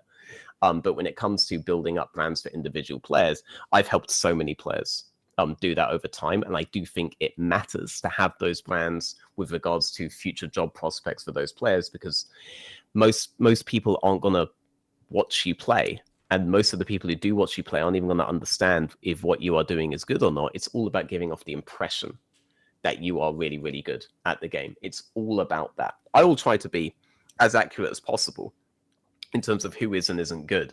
But I will still spend so much of my time trying to justify it to people who believe another player is really, really good because they just have a better sense of PR than the other guys do. They've gotten into the correct situations to do that. There are people who've gotten into those situations that are really, really beneficial for them, that people might think I wouldn't be involved in getting to that point, just because those are the same kind of guys I kind of criticize. But like, I have a sober idea of what the system is. I don't think they should, like, on principle, not do it or something like that. And I do help them a lot with it. Equally, from an organizational perspective, I'm very aware of what will and won't sway the public. And I think for non-endemics, that can be very unintuitive for them. One of the biggest PR disasters I remember was, okay, so not just from the org side, but I remember, for example, when Power of Evil did that whole I'm really pro EU blah blah blah thing to get into All Stars, and then he went to NA immediately the next split, and there was a big controversy about that. And he had something written to the effect of like on Reddit of like, oh, I was getting paid a lot of money and that's fine, you should understand it and blah blah blah, right? Which was so tone deaf. The guy who wrote that, not only have you interviewed him, but he's in one of the top teams right now. And he's known for being very, like, everyone would know that name. So you would assume his PR is good, right? It's not, right? This is a really good example of if you were anyone else, you wouldn't be sitting where you're sitting, right? He's not a PR genius. He wrote that. It was one of those tone deaf things anyone's ever seen. There is a distinction between whether you yourself are individually successful PR-wise or whether or not you actually do have a good PR sense. I have a really, really good sense of it. I'm not going to tell people everything that I have done PR-wise that I'm really proud of, but I would happily give that list to an organization that was seriously interested in me. Because part of it is I tell them the moves to make. I don't do it myself. If I just promoted it from my Twitter, I know my Twitter's not going to be that kind of a thing anyway, right? And I am very, very conscious on those. Here's one example I can give, because they're not really in the scene anymore. But like, for example, getting Misfits from the point where they were basically untouchable by players because of how they treated the leader hero lineup, right? To the point where they became a place that most rookies actually wanted to go because they had that system of promotion in, internal promotion in. That was not just giving advice on the players that they should be taking, but also on the way in which they should be presenting that in such a manner that they became the new Rogue in a position where Rogue were the Rogue when they were basically evil when it came to rookies, right? That would be an example of it.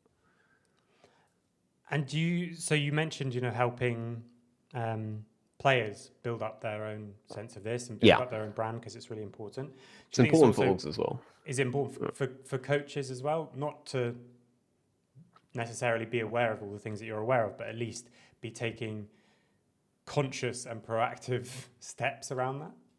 So the crucial thing about the Misfits bit is that if Misfits had continued in the scene, they were in a position where they were where people wanted to go because they saw upward mobility as being a proper thing, and they were essentially being promised it at that point. You now have a much better strategic pool of players to pick from when it comes to the LEC team because of the way that your academy team is benefiting from the LEC team's decisions and the way that you're presenting it. I think so many coaches that come in, get some sense of roster control, and grab anyone they can from other teams, have already entered their ability to create a structure within the organization itself that can feed consistently into the LEC team, and that's what you want to be doing. From PR-wise, I think coaches need to be conscious of the decisions that they make from an org perspective in terms of how other players will perceive the organization, because you want to be the one-stop shop for anyone who could potentially replace your current players, because you want to be shaving off the top at the end of every year anyway, and have people coming in that fit into your current system. And you can't do that if you don't consider PR. You absolutely have to. It's important for more reasons than people think, because you might think I would be talking about coaches doing streams, getting their name out there, if that will get them more jobs, blah, blah, blah. It'll get them more job opportunities. A lot of the ways in which you could be a good PR figure now would make you worse at the job itself. And as Yamato Cannon has now discovered, because he is like the apex of a coach with a brand, or LS even. LS is the apex of a coach with a brand, right? But he didn't last 3 weeks for different reasons. With Yamato, it's like you were the pinnacle of it, and that didn't save you, right? If it can't save Yamato, I'm sorry to say, but you streaming to like 10 viewers is not going to save you either, right? So don't try to get into the whole current system of watching League that gets good PR to think it's going to save you. If it couldn't save Yamato Cannon, it won't save you, buddy. Like, it won't save you. That doesn't really exist for us like it does for players. I think just try to be as useful as possible. When you want to be conscious of PR, be conscious of your players' PR, because that will matter, and your org's PR, because that will matter. That will affect you. Great. I'm just thinking, like, I've got several different things to keep going on, but we can keep going. At the time as well. Well, you touched on it before. We discussed it a little bit, and in a sense, one of the answers is because they're not doing a lot of the things that we've been spending the last hour and 40 minutes talking about. But True. Coming back to this question, why is EU getting worse? Oh God. What's the answer? If there's an answer better than because we're getting worse. This has been answered elsewhere, actually, and I almost touched upon it earlier. I gave it as an example of things that have been talked about in other fields. The reason Europe is getting worse is that there is no good way to marry the idea we need to make profit and we need to make a competitive environment, because we've spent a lot of this conversation talking about the inherent instabilities of competition itself. And that is especially true if you create a truly competitive scene and look at the standings, right? A lot of the most competitive regions become one-team leagues at best, with absolute chaos everywhere else. You cannot construct a business plan within chaos. You cannot do that. You are going to do things that are inherently anti-competitive to create the stable environment, to create a long-term business plan. There is no way around that. Franchising is something people brought up, but that is a symptom of this fundamental problem.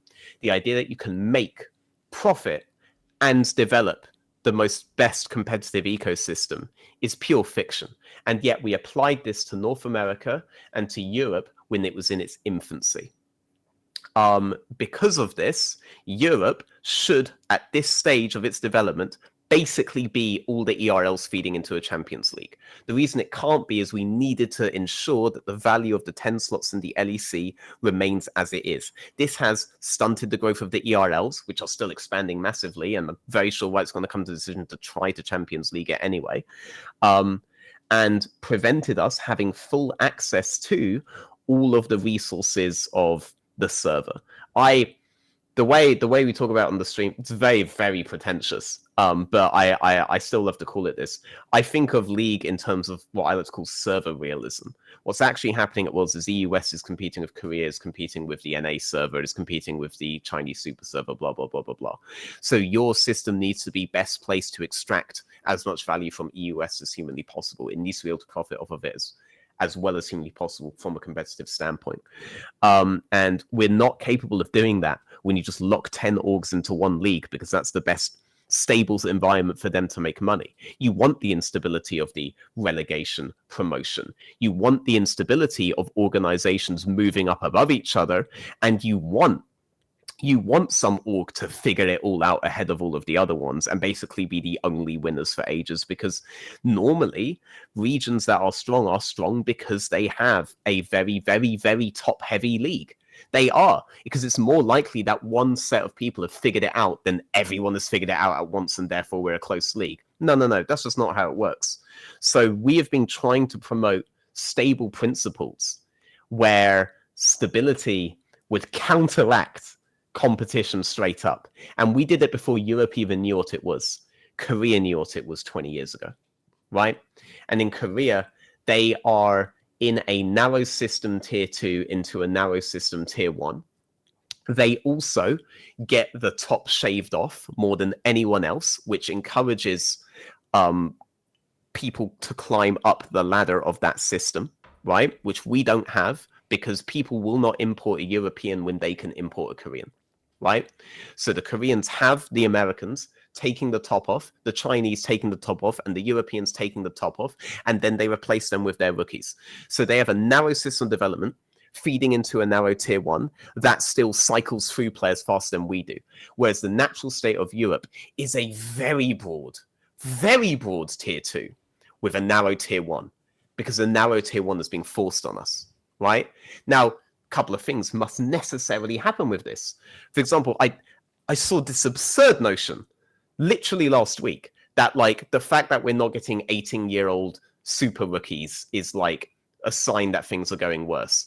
That's naturally going to happen when you have a broad tier 2 and a narrow tier 1, because you have less slots in the tier 1 anyway. Say we had the same cycle as Korea, you'd have less slots anyway for them to move up. The broad tier 2 has led to an economically stable broad tier 2 over time, so people can make their careers there. So the average age of tier 2 goes up. So now when a new rookie comes into tier 2, they have to face off against an experienced 25-year-old. Of course, they're going to be worse off overall. So then you don't even hear about all of them.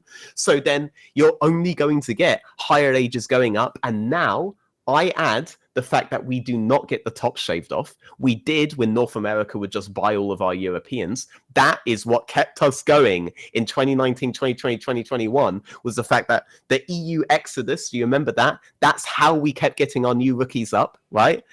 That doesn't happen anymore. And because of that, the tier 1 also ages. So there are less slots, which means the tier 2 will age up as well. Necessarily, this must happen. But just because the tier 2 aged up doesn't mean that the experience they have is less valuable just because we've nebulously called them tier 2.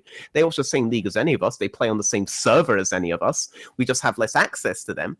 It's because of a series of decisions that were made to try to resolve two conflicting viewpoints, which is profit and competition. Right? There's a reason that you need competitive standards agency in other businesses, in other industries, to prevent businesses getting a monopoly. A monopoly is the state that all of these guys should be going for. Inherently anti-competitive practices are what businesses will do if you do not deal with them. That is, they all want that, and eventually one of them will win. We are trying to marry two concepts that cannot be married. We did it too early in Europe's life cycle before Europe even knew it was, before it knew how to extract as much value competitively from EUS as it could, and we are being punished for it now. I want Riot out of all of this. The only thing I want Riot to do is to be like, okay, we need to make sure that the European teams do what they do from the EUS server rather than just it becoming what StarCraft was, which was just Korean tier 2, blah, blah, blah. That's what you need them to do. You need them to be the standards practice agency of European League of Legends. That's it. They're involved too much in it, and as a result, they try to solve a problem that is unsolvable. They haven't solved it in football. They didn't solve it in the NFL. You guys are fucking bullshitting with that, by the way. You can't marry these two concepts together. It doesn't work. That's why. Do you think... A lot. We could tell. Do you think that it's solvable from... Not solvable, because I think it definitely isn't. But why can't football become profitable overall? I don't know. It's because once it becomes this big, you're trying to provide a service to that many people while trying to monetize their interaction with it. And their interaction with it is talking about it in pubs. You can't monetize talking together in pubs. I don't think there is a solution. I think it's a... I don't think it's doable. I don't think it's a problem. That's the thing. It's perpetually presented as a problem, right?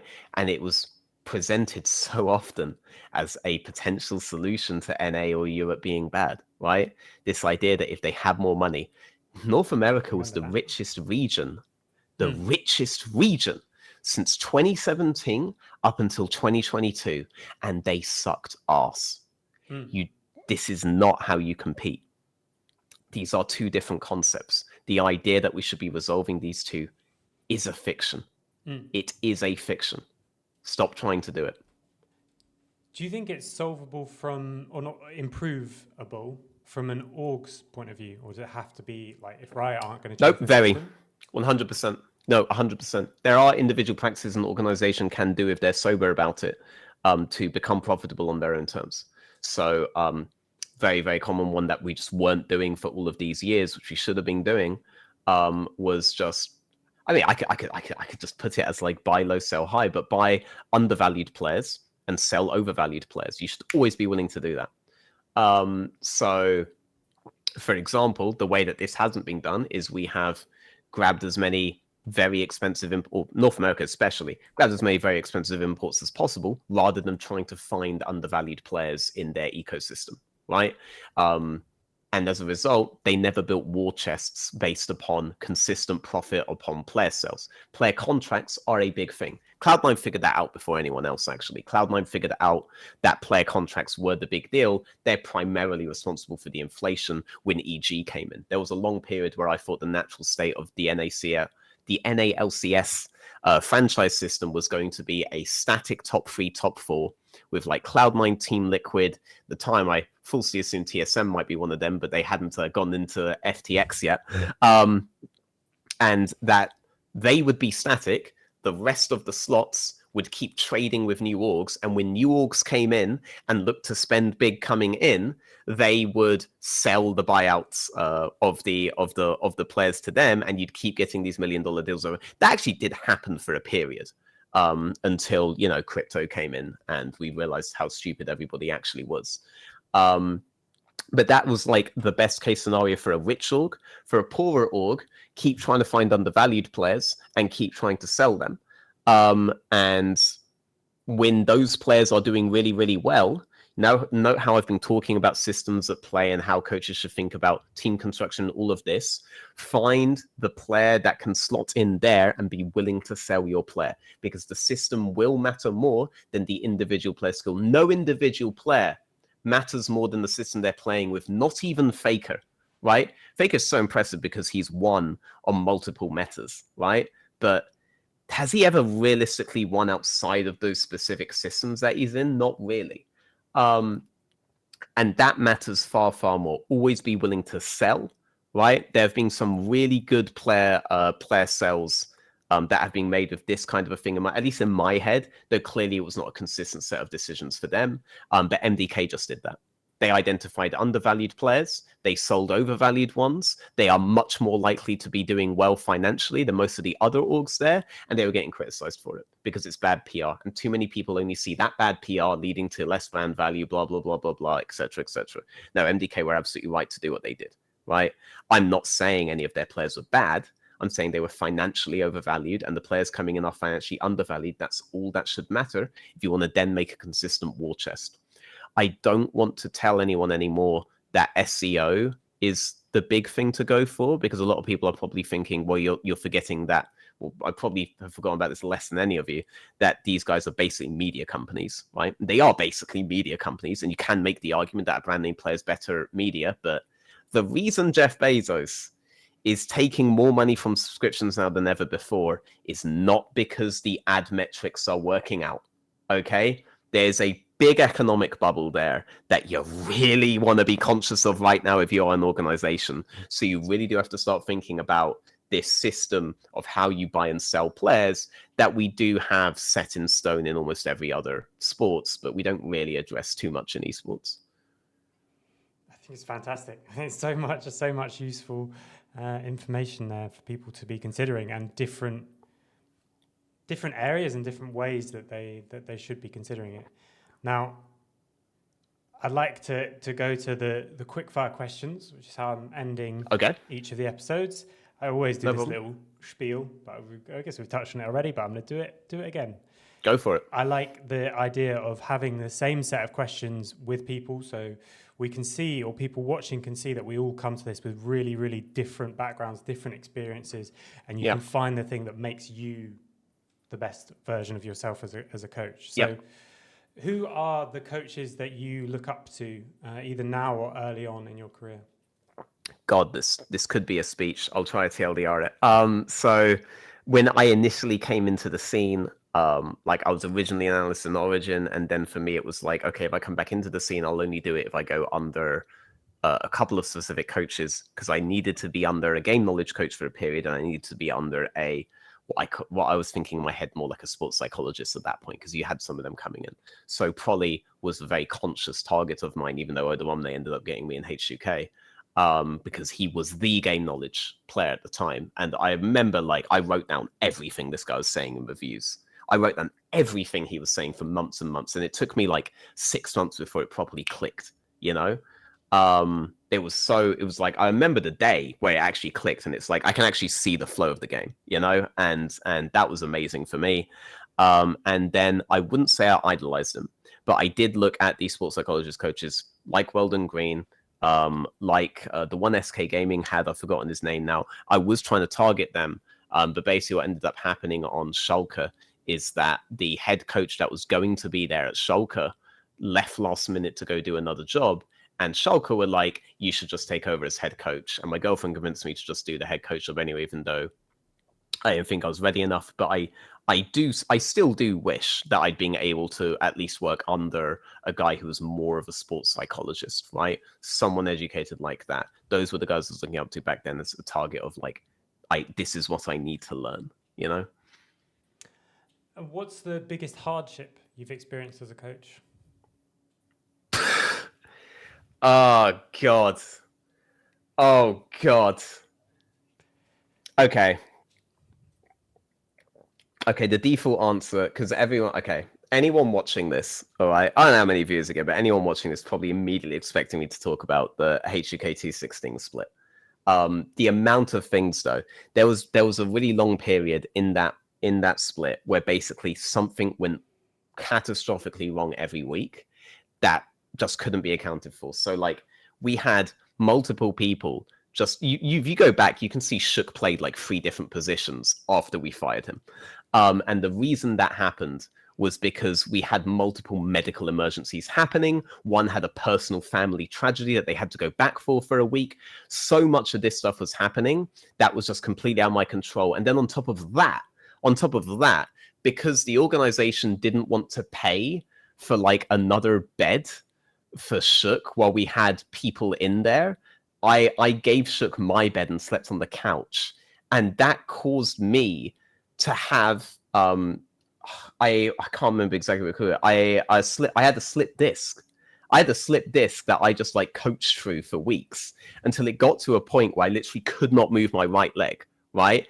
And they told me, you can't work today, just go, right? And that was the week where Kelsey was coaching on stage, right? So bear in mind, I'm in the thing the Germans decided I really needed was just painkillers in a hospital bed. So they just like had me in the corridor on the hospital with an IV drip of painkillers, right? I was really drowsy, turned on my phone, and I see like probably the best way to like to simplify how I view that whole split. I see Gragas jungle and Camille jungle in the same game on my team with no mid laner, and I'm like, what is in the IV? Like, what happened there? And it's like, that split was so many things out of my control.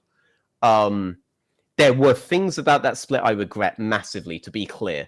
Like, something that I keep coming back to is I should have just locked in Ziggs in the first game instead of saying to Patrick, like, because he asked me Karma or Ziggs here, right? And I, fool that I was, decided it was a teachable moment where he would definitely pick Ziggs, and he fucking picked Karma, so never do that again. But like, there are things about the split I definitely could have done differently. But like, the majority of what happened there was just full. Sometimes life just happens to loads of people at once, you know? And yeah, I mean, it just, some of it just goes that way. And that I would say was really, really hard just because there wasn't a clear solution. It was, you were full engineer mode, right? Like the Titanic was sinking and you can only like plug holes, right? And hope for the best and then launch yourself straight at Shulk on the final week where you finally have your lineup, right? That's basically all you could do. But probably the most individually like emotionally deflating periods was probably losing the playoffs with Shulker after the 10-0 perfect split, because I knew we'd lost when we got on stage for the tech check, because one of the players had like he just started doing this for like 60 seconds. I'll never name him, but he just started doing this like 60 seconds straight, and that was like, I am not prepared for this, you know? And like, so the whole day, it's like, I kind of knew we were going to lose, right? I kind of knew we were going to lose. And then afterwards, I just cried for like an hour. Like, I just called up my girlfriend when I was in the hospital room, and I just like cried, like, sorry, in the hotel room. And I just cried for like an hour straight. Then I think I ended up talking about like why the Daniel Craig James Bond movies didn't work. That like took my mind off it, but that was full, like, I knew I wasn't prepared coming into this. That was one of those, if I'd been under sports psychologist, maybe I would know what to do here sort of thing. I told the org immediately after we lost why we lost, what I couldn't handle. I didn't say that thing happened with a player, by the way, right? I basically just said that, like, straight up, we had too many expectations coming into this because of our perfect split, the only one on record. And I was not prepared to deal with the psychological transfer of moving from online to stage. I'm sorry for wasting your money, right? Just straight up. I just took full responsibility there and then, which I would do again. But that was probably the most emotionally like arresting time. But it led to the most emotionally satisfying time, which was qualifying them the next split. That was ridiculously satisfying. That was more satisfying than like beating EEG at Worlds, because like that was like, I knew I was this good, blah blah blah blah blah. But on that one, it was like I solved my own problem. You know, like I created that problem and I fixed the problem. I'm so fucking glad I fixed the problem. You know. I think it's. I mean, we so often forget. It was actually from a conversation with GoToOne as well last week, that as coaches, with the way that esports is, we're developing kind of in public, and people so often point to splits or seasons or decisions that they can see from the outside, and they kind of say like, oh, that's a mistake, and like, that's you. And it's like, yeah, I know it was a mistake as well. Like, I wasn't prepared, like you're saying. I didn't have the tools, is what he said, like at this moment.